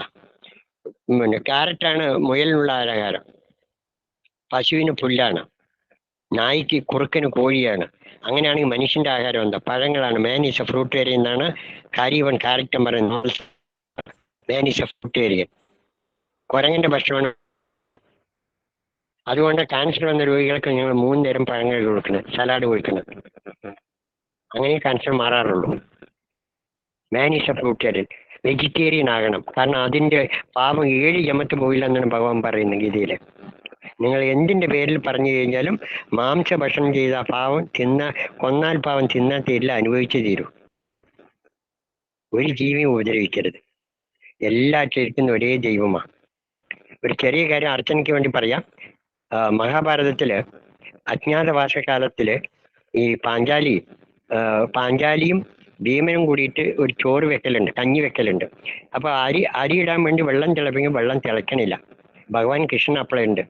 അപ്പോഴാണ് 1 മണിക്കൂറായിട്ടും വെള്ളം തിളക്കാതായപ്പോൾ പാഞ്ചാലി ഭഗവാനോട് ചോദിക്കണം, സർവേശ്വര 1 മണിക്കൂറായി ഞാൻ വെള്ളം തിളപ്പിക്കണു, വെള്ളം തിളക്കണില്ല, എന്താ അതിന്റെ കാരണം? ഒന്ന് അങ്ങേക്കറിയാത്ത കാരണം ഈ ലോകത്തൊന്നും ഇല്ലല്ലോ എന്ന് പാഞ്ചാലി ചോദിക്കുമ്പോൾ ഭഗവാൻ പറയുന്നത്, പാഞ്ചാലി നീ ആ വെള്ളത്തിന് ഒഴിച്ചുകളാന്ന് പറയും. ഈ വെള്ളത്തിന് ഒഴിച്ചു കളഞ്ഞപ്പോൾ ഒരു തവള അതിനുള്ളിൽ ചാടി. ഭഗവാൻ പറയാണ്, ആ തവള എന്നോട് പ്രാർത്ഥിച്ചുകൊണ്ടിരിക്കണം, ഭഗവാനെ ഈ വെള്ളം ചൂടാകാതിരിക്കട്ടെ, ഞാൻ അനുഗ്രഹിച്ചുകൊണ്ടിരിക്കുക, എൻ്റെ അനുഗ്രഹം ഉണ്ടെങ്കിൽ 100 വർഷം നീ ചൂടാക്കിയാൽ ചൂടായില്ല പറയും. എന്നിട്ട് ഭഗവാൻ പറയാണ് പാഞ്ചാലിയോട്, പാഞ്ചാലി നീ പറയാറില്ല നിന്റെ ഹൃദയത്തിൽ ഞാനാണെന്ന്. ഞാൻ ഈശ്വര സർവബോധൻ, എല്ലാ ഹൃദയത്തിലും ഞാനാ. ആ തവളക്കുള്ളിലുള്ളിക്ക് ഞാനാ. അതിനെ വേദനിപ്പിച്ചാൽ എന്നെ വേദനിപ്പിച്ച മാതിരിയാ. ഏത് മാംസം കഴിക്കുന്ന ആൾക്കും ആ വേദന, ആ ശാപത്തിൽ നിന്ന് വിട്ടുപോകാൻ പറ്റില്ല. നിങ്ങൾ എന്തിന്റെ പേരിലാണെങ്കിലും, എന്തിന്റെ പേരിൽ തർക്കിച്ചാലും എന്നോട് അതിൽ മാത്രം നിങ്ങൾക്ക് ജയിക്കാൻ പറ്റില്ല കുട്ടി. നിങ്ങൾ വെജിറ്റേറിയൻ ആയിട്ട് നിങ്ങളുടെ ആരോഗ്യത്തിലേക്ക് വരാൻ പറ്റില്ല. നിങ്ങളുടെ രോഗം നോൺ കഴിച്ച രോഗം മാറി കണ്ടിട്ടേ ഇല്ല.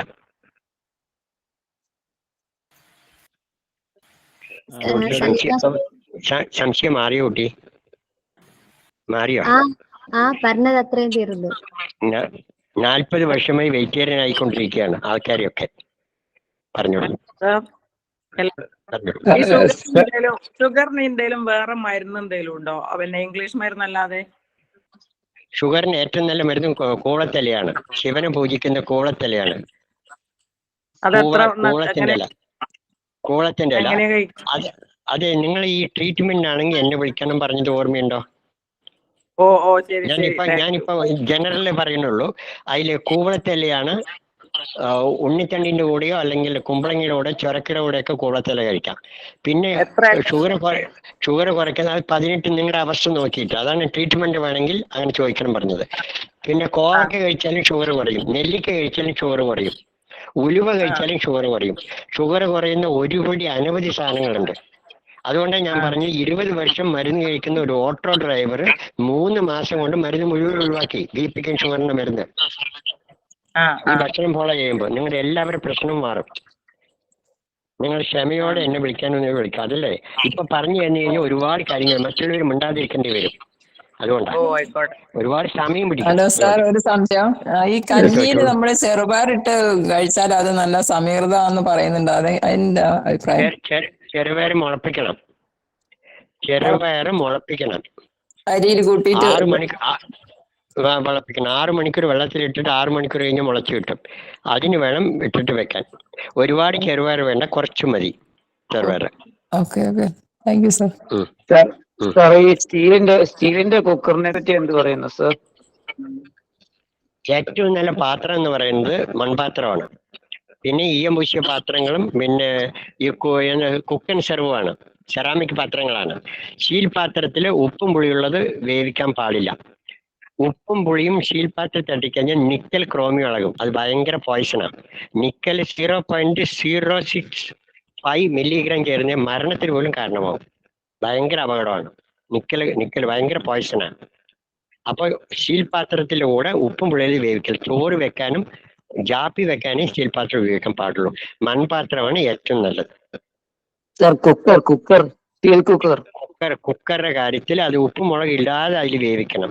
പുറത്തിറക്കിയിട്ട് ആ ഉപ്പുമുളക് ഇടണം. ഈ കുക്കറിൽ നമ്മൾ പ്രഷർ കുക്കറിൽ വേവിക്കുമ്പം എങ്ങനെയാണ് ആഹാരം വേവുന്നത്? അതുപോലെ തന്നെ നമ്മുടെ ബ്ലഡ് പ്രഷറും കൂടുകയും കുറയുകയും ചെയ്യുമെന്ന് പറഞ്ഞു കേട്ടിട്ടുണ്ടല്ലോ, അത് ശരിയാണോ? ഫുഡ് പ്രഷറാണ് ബ്ലഡ് പ്രഷർ ഉണ്ടാക്കുന്നത്. നമ്മുടെ പ്രഷർ നമ്മൾ വേണ്ടാത്ത ആഹാരം കഴിക്കുമ്പോൾ രക്തത്തിൽ സമ്മർദ്ദം ഉണ്ടാകുക.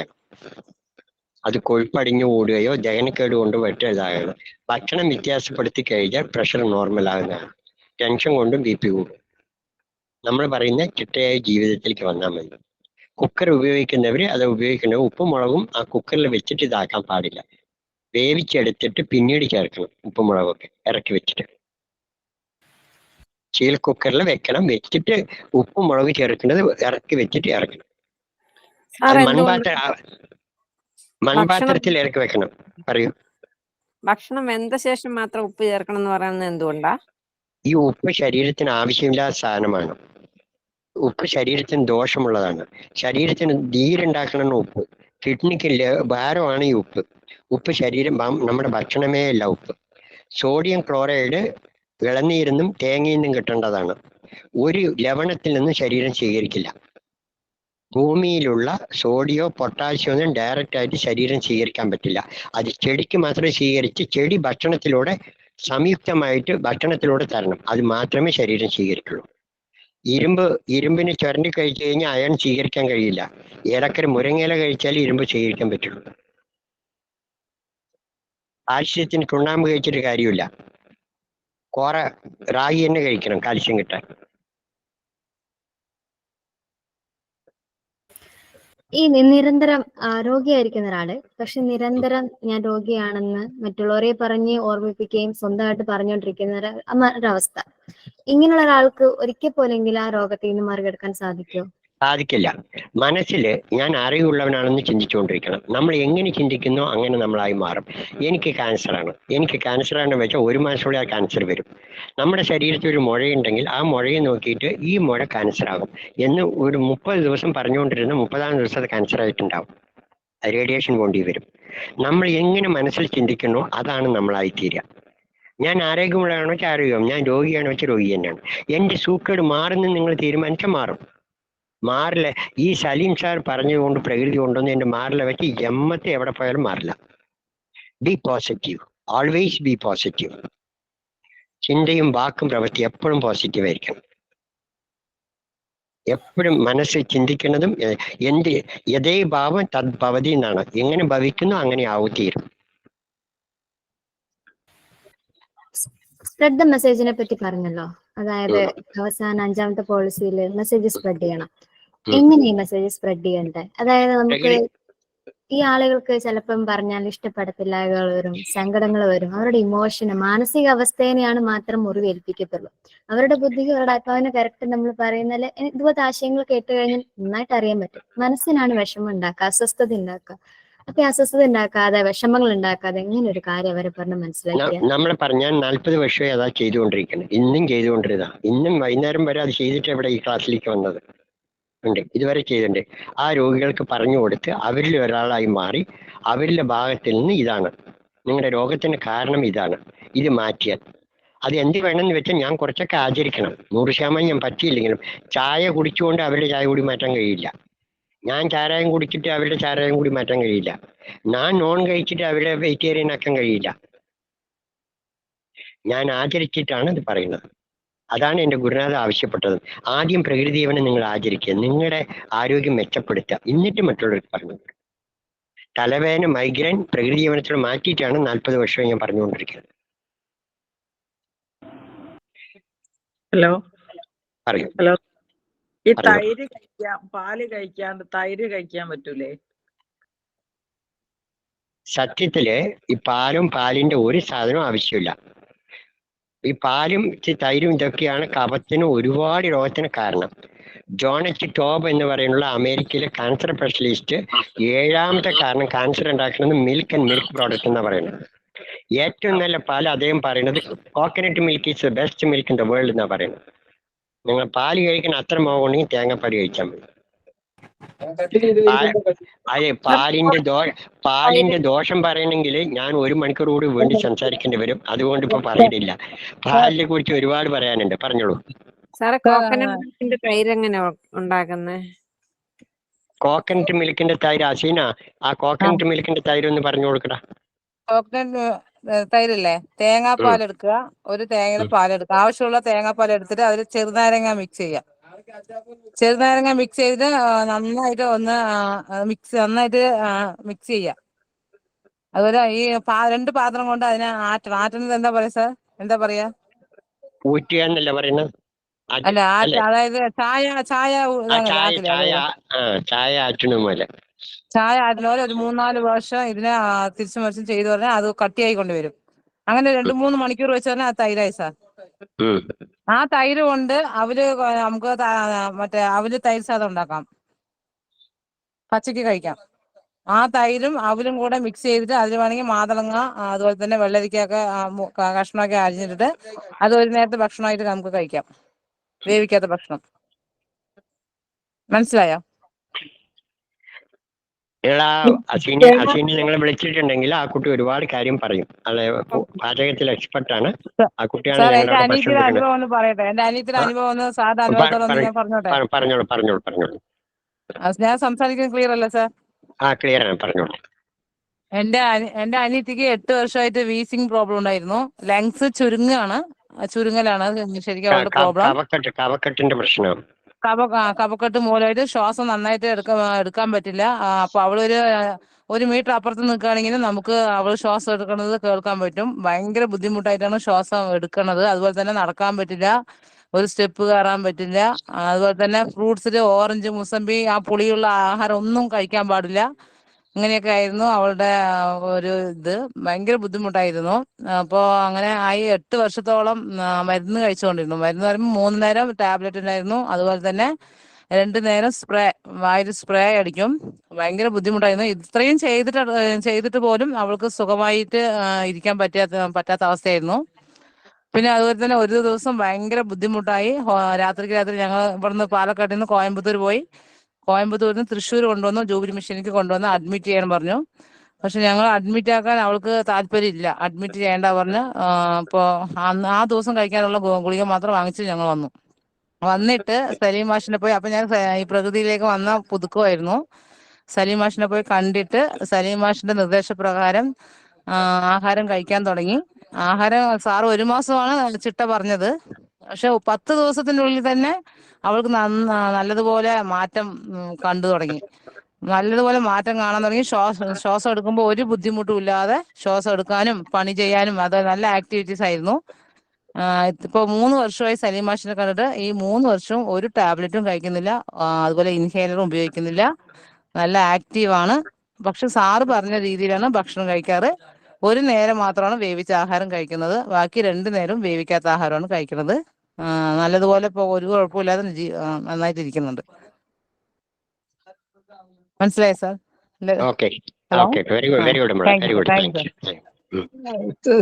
സാറേ ഈ തൈര് കഴിക്കുന്ന പ്രോബയോട്ടിക്കിന് വേണ്ടിയിട്ട് ആന്ന് പറയുന്നു സാറേ. അപ്പൊ അതിനെപ്പറ്റി എന്ത് പറയുന്നു? ഞാൻ ജീവിതത്തില് ഈ തൈര് ആ ഒരു ആന്റിബയോട്ടിക് കഴിച്ചവർക്ക്, ഈ ബാക്ടീരിയ നശിച്ചു പോയവർക്ക്, മൈക്രോബ്സ് സാധനം നശിച്ചു പോയവർക്ക്, അവർക്ക് നല്ല പാലില് തൈര് ഒരുപാട് പുളിക്കാത്ത തൈര് കൊടുക്കാൻ മാത്രം. ഈ പാല് എന്ന് പറയുന്നത് നല്ല പാലായിരിക്കണം. നല്ലത് അത് പുല്ല് തിന്നുന്നതാണ്. ഈ കന്നുകാലി ഈ തീറ്റയൊക്കെ കഴിക്കണ ആ പാല് കഴിച്ചാൽ തന്നെ ഇല്ലാത്ത സൂക്കേടൊക്കെ ഉണ്ടാവും. അതുകൊണ്ട് ഞാൻ പാല് കഴിക്കുമ്പോൾ വളരെയേറെ ശ്രദ്ധിക്കണം പറഞ്ഞത്. അതുകൊണ്ടാണ് പറയുന്നത്. പിന്നെ ഈ കമ്പും കൂളടക്കം ഉണ്ടാക്കാം. ഈ പ്രോബയോട്ടിക്കിൽ കമ്പും കൂളടക്കം ഉണ്ടാക്കാം അങ്ങനെയുള്ളവര്. നമ്മൾ ഈ വേവിക്കാത്ത ആഹാരങ്ങള് നിങ്ങൾ അങ്ങനെ ഈ ഒരു പാല് കഴിക്കണ വെച്ചാൽ നല്ല പാല് സംഘടിപ്പിക്കുക. അതിലുണ്ടാക്കിയ തൈര് പുളിക്കാത്ത തൈര് ഉപയോഗിക്കുക. പക്ഷെ രോഗം പച്ചപ്പാല് തൈര് ഉണ്ടാക്കണം. മൺപാത്രത്തിൽ ഉണ്ടാക്കിയിട്ട് പച്ചപ്പാലിൽ തൈര് ഉണ്ടാക്കണം. സത്യത്തിൽ കഫക്കെട്ട് ഉണ്ടാകാൻ മിൽക്ക് ആൻഡ് മിൽക്ക് പൗഡർ, പാലും ഉൽപ്പന്നങ്ങളാണ് കഫരോഗങ്ങളിൽ പ്രധാനപ്പെട്ട കാരണം. ഡോക്ടർ എബ്രഹാമിന്റെ അദ്ദേഹത്തിന്റെ യൂട്യൂബില് ആസ്മ സ്പെഷ്യലിസ്റ്റ് ആണ്, അത് നോക്കുക. പാലും ഉൽപ്പന്നങ്ങളും ഉപേക്ഷിക്കണം എന്ന് തന്നെ പറയുന്നുണ്ട് ആസ്മ സ്പെഷ്യലിസ്റ്റ്, കഫരോഗം മാറാൻ. സാറേ, നമ്മൾ കുഞ്ഞുങ്ങൾക്ക് കൊടുക്കുന്നതിൽ തമ്മിൽ ഭേദം ഏതാണ്? നെയ്യാണോ വെണ്ണയാണോ?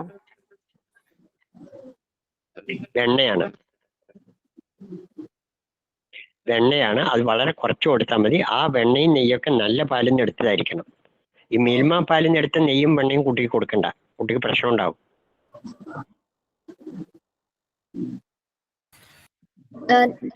സലീം മാസ്റ്റർ ഇടയ്ക്ക് ഡോക്ടർ ഡെബി എന്ന് പറയുന്നില്ല. അപ്പൊ ഡോക്ടർ സെബിയാണ്. Doctor Dewey fasting can cure എന്നുള്ള അദ്ദേഹത്തിന്റെ അലോപ്പയുടെ MD ആണ്. ഫാസ്റ്റിംഗ് കൊണ്ട് ഏത് രോഗം മാറുന്ന അദ്ദേഹം എഴുതിയ ബുക്കിൽ പറയാണ്. Fasting can cure. അലോപ്പ ഡോക്ടർ. ഏറ്റവും നല്ല ചികിത്സ ഫാസ്റ്റിംഗ് ആണെന്നാണ് അദ്ദേഹം പറയുന്നത് ആ ബുക്കിൽ.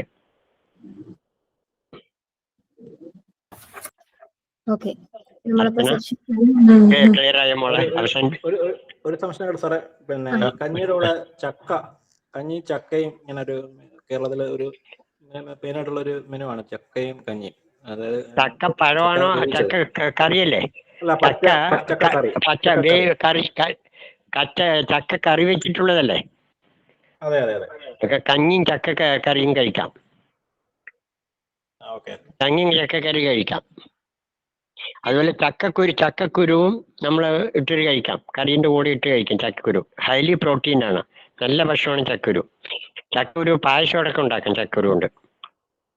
ചക്കയാണ് ഏറ്റവും നല്ല പഴം. പറയൂ സാറേ. എനിക്കാണെങ്കിൽ കഴിഞ്ഞ ഒരു 10 കൊല്ലമായിട്ട് പ്ലേറ്റ്ലെറ്റ് കൗണ്ട് കുറവാണ്. അതായത് ഓട്ടോ ഇമ്മ്യൂൺ ഡിസീസ് ആണ്. അപ്പൊ അതിന്റെ ഭാഗമായിട്ട് ഉറക്ക പ്രശ്നവും കൊണ്ട് ഇതിന് പ്രത്യേകിച്ച് മരുന്നൊന്നുമില്ല. സ്റ്റിറോയിഡ് മരുന്നാണ് ഉപയോഗിക്കുന്നത്. ഒരു ഉറക്കത്തിന്റെ പ്രോബ്ലം ഉണ്ട്. വൈകിട്ടാകുമ്പോൾ ക്ഷീണവും ഒക്കെ ആയിട്ട് ഉള്ള ഒരവസ്ഥ. സുമേഷ് എവിടെയാ, സ്ഥലം എവിടെയാ?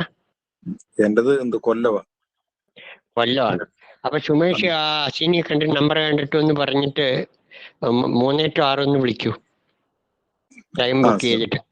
കാരണം എന്താ വെച്ചാൽ താങ്കൾ മുഴുവൻ ഞാൻ പ്രശ്നം പഠിക്കണ്ടേ? ഞാനിപ്പോ പറഞ്ഞു കേട്ടില്ലേ, എല്ലാവരോടും പറയുന്ന ഒരേ വാക്കാണ് ഈ ട്രീറ്റ്മെന്റ്. പറയുന്നത് ഞാൻ ഒരു മരുന്നില്ല പറയുന്നത്, ഞാൻ രോഗം മാറ്റുന്ന അങ്ങനെയല്ല. എന്റെ രോഗം അങ്ങനെയല്ലല്ലോ മാറിയത്, മനസ്സിലാണ്ടോ? എന്റെ മൈഗ്രെയിൻ മാറിയത് ഞാൻ വെറും ഒരു പച്ചമരുന്ന് കഴിച്ചിട്ടാണോ മൈഗ്രെയിൻ മാറിയത്? എന്റെ ചായ കൂടി ശീലം മാറ്റി, എന്റെ ഇറച്ചി മീനും വള്ളച്ചോറ് കഴിക്കില്ല, അങ്ങനെ ഒരുപാട് എന്റെ ദുശീലം ഉണ്ടായിരുന്നു. അതൊക്കെ മാറ്റിയിട്ട് എന്റെ മൈഗ്രെയിൻ മാറിയത്.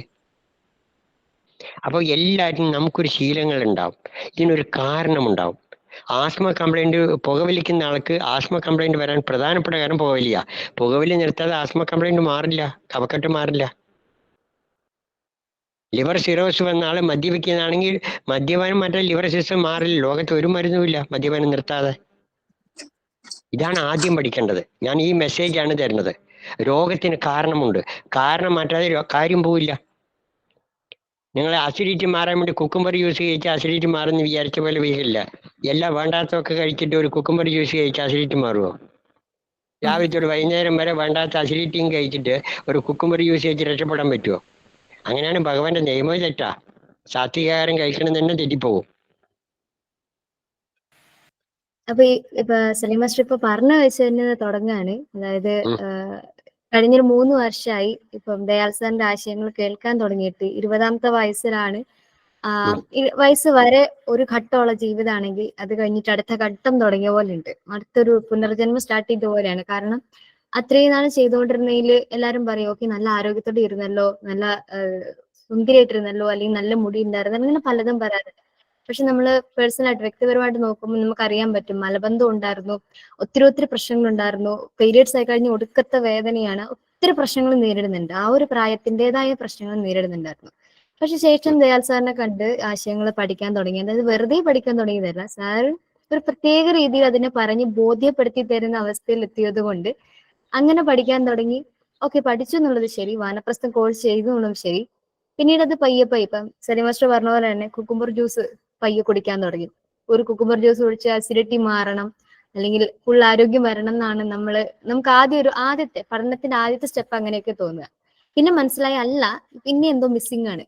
അപ്പൊ മനസ്സിലായി, ഓക്കെ ഇതുപോലത്തെ കണ്ട ഭക്ഷണങ്ങളൊക്കെ കഴിച്ചിട്ട് ഒരു കുക്കുംബർ ജ്യൂസ് കഴിച്ചാൽ എല്ലാം ശരിയാവുമെന്ന് വിശ്വസിച്ച് ദയാൽ സാർ പറഞ്ഞ തെറ്റാന്ന് എഴുതള്ളാൻ പറ്റില്ല. പിന്നെയാണ് ഘട്ടം ഘട്ടം ശരിയാക്കണം എന്ന മനസ്സിലാക്കലും ബോധ്യാക്കലും വന്നു.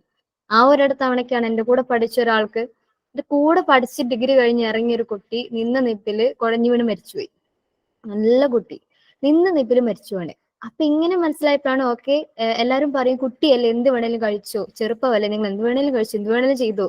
അങ്ങനെയല്ല, നമ്മൾക്ക് അങ്ങനെ ആ രോഗം വരുന്നതിന് പ്രായപരിധികളും കാര്യങ്ങളൊന്നും ഇല്ലാന്ന് അപ്പോഴും മനസ്സിലായി. അങ്ങനെയാണ് ഇതിന്റെ സ്പീഡപ്പ് ഒന്ന് കൂട്ടിയത്.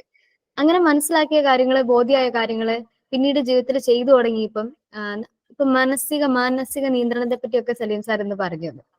ഇപ്പോ പല രീതിയിൽ ഇപ്പം മറ്റൊരാൾ പറഞ്ഞിട്ട് കേട്ട് അത് അതേപടി ആചരിച്ച് ചെയ്തു നോക്കുമ്പോൾ ശരിയാണോ തെറ്റാണോ നമ്മുടെ പരിമിതികൾ എവിടെയും നമുക്ക് മനസ്സിലാകും.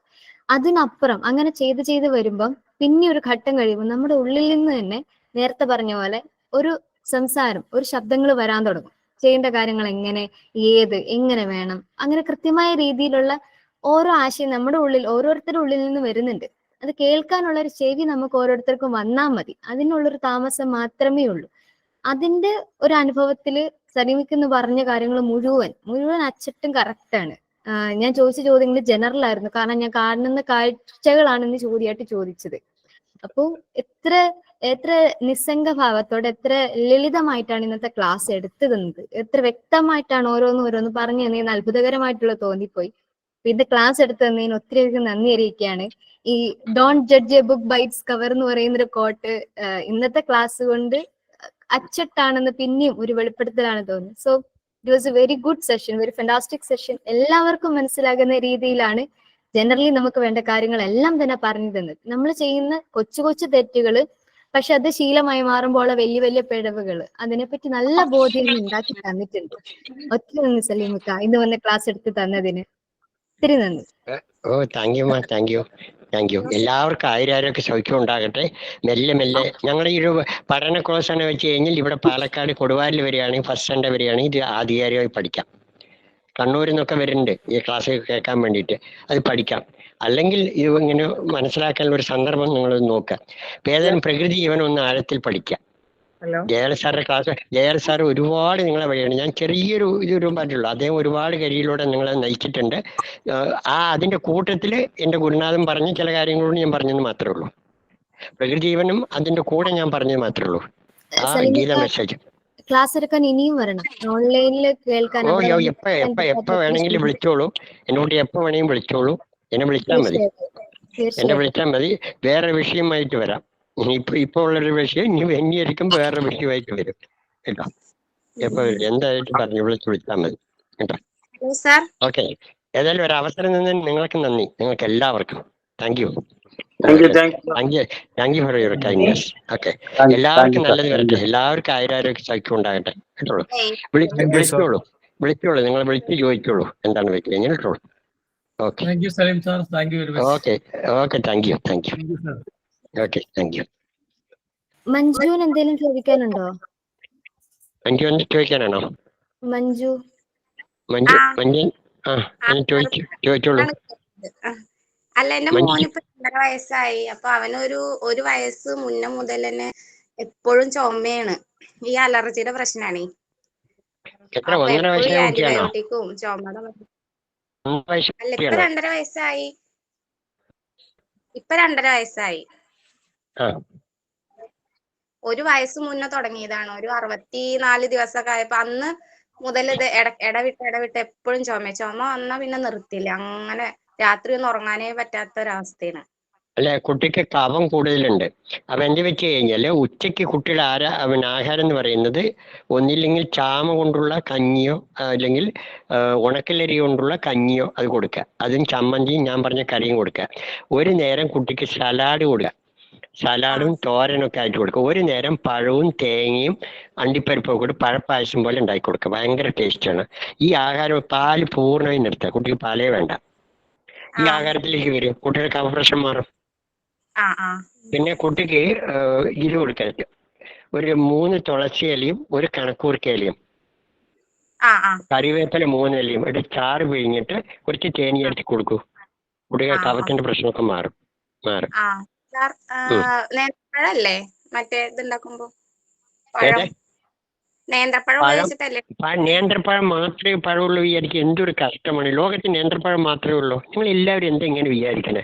ലോകത്ത് പഴം എത്ര, ഭഗവാൻ എന്തെല്ലാം പഴങ്ങൾ സൃഷ്ടിച്ചിട്ടുണ്ട്. ചക്കപ്പഴമല്ലേ, പഴമല്ലേ. കുട്ടിക്ക് പഴം കൊടുക്കൂ, വയറിന്റെ കുട്ടി കഴിക്കട്ടെ. അതാ സീസണിലുള്ള പഴം, പപ്പായ അടക്കം കൊടുക്കൂ. വാഴപ്പഴങ്ങൾ രാസവളം കീടനാശിനി വാഴപ്പഴം കൊടുക്കും. കുട്ടികൾക്ക് സപ്പോട്ട പഴം കൊടുക്കാം. ആ സപ്പോർട്ട് തേങ്ങാപ്പാലും ചേർത്ത് കഴിക്കൂ, കുറച്ച് തേനും ചേർത്ത് കൊടുക്കൂ. എന്ത് ടേസ്റ്റ് ആണെന്ന് അറിയോ? കുട്ടികൾ പഴം നന്നായി കഴിക്കും. ഈന്തപ്പഴം കഴിച്ചോളൂ, കുട്ടിക്ക് വേണ്ട എല്ലാ വിറ്റാമിനും കിട്ടും. ഞാൻ പറഞ്ഞ പോലെ കുട്ടി കൊടുക്കും. കുട്ടിക്ക് പിന്നെ ഇഞ്ചക്ഷൻ കൊടുക്കേണ്ടി വരില്ല, ഇഞ്ചക്ഷൻ മരുന്നും വേണ്ടി വരില്ല, കഫം ഉണ്ടാവില്ല. ഭക്ഷണം ഞാൻ പറഞ്ഞ പോലെ അമ്മ കൊടുക്കണം, മനസ്സിലാണ്ടേ? പറഞ്ഞ പോലെ ഭക്ഷണം കൊടുത്താൽ മതി, ഒരു പ്രശ്നം വരില്ല. സാർ 4 മാസമായ കുട്ടിക്ക് ഇതേപോലെ അങ്ങനെ വരുന്നുണ്ട് കഫക്കെട്ട്. അതിനെന്താ ചെയ്യാ? അമ്മയുടെ ഭക്ഷണം മാറണം. അമ്മ എന്നെ വിളിക്കണം, ആശീന്റെ നമ്പറിൽ എന്നെ വിളിക്കണം, 386 വിളിക്കണം. അമ്മ എന്ത് ഭക്ഷണം കഴിക്കണം പറഞ്ഞുതരാം. അമ്മയുടെ ഭക്ഷണം വരെ കുട്ടിക്ക് അസുഖവും വരില്ല. അമ്മയാണ് മാറേണ്ടത്. ഞാനിപ്പോ നമ്പർ 2 പേരുടെ നമ്പറും പറഞ്ഞില്ലേ? എന്റെ നമ്പറും പറഞ്ഞു, ആ കുട്ടിയുടെ നമ്പറും പറഞ്ഞല്ലോ. ആ കുട്ടിയും വിളിച്ച് നമ്പർ ബുക്ക് ചെയ്യണം. ഒരുപാട് പേര് വിളിച്ചുകൊണ്ടിരിക്കുക. നിങ്ങൾ ഓൺലൈൻ ആകുമ്പോ എന്നെ കിട്ടാൻ ബുദ്ധിമുട്ടാവും. പലരും നേരിട്ട് വന്നുകൊണ്ട് എന്നോട് സംസാരിച്ചുകൊണ്ടിരിക്കണ്ടാവും. അതുകൊണ്ടാണ് ആ സമയത്ത് വിളിച്ച് ബുക്ക് ചെയ്യണം പറയുന്നത്. 3 മണി മുതൽ 6 മണി വരെ. 6 മണി വരെ. അതല്ലാതെ വിളിച്ച കിട്ടില്ല. ഇപ്പൊ ഓൺലൈനിൽ വന്നെന്ന് മാത്രമേ ഉള്ളൂ, അല്ലാതെ രാത്രി എന്നെ വിളിച്ച ട്രീറ്റ്മെന്റ് കിട്ടില്ല. ഓക്കെ, അർച്ചന അവസാനിപ്പിച്ച കുട്ടി അല്ലേ? 2 മണിക്കൂറിന് മുകളിലായി സാർ നമ്മളോട്. അയ്യോ, ഒരുപാട് നേരമായി, നേരം ഒരുപാടായി. Thank you. ഏതായാലും നിങ്ങൾ ഉപയോഗപ്പെട്ടല്ലോ, നിങ്ങൾക്ക് ഉപയോഗപ്പെട്ടല്ലോ. എന്റെ സമയം പോട്ടെ, സാരമില്ല. നിങ്ങൾ കുറെ പേർക്ക് അതുകൊണ്ട് ഗുണം കിട്ടിയല്ലോ, അത് മതി. തീർച്ചയായിട്ടും. എന്റെ സ്പ്രെഡ് മെസ്സേജ് എന്നുള്ളത്, എന്റെ ഗുരുനാഥന്റെ ആ മെസ്സേജ് എന്നുള്ളത് അർത്ഥവത്ത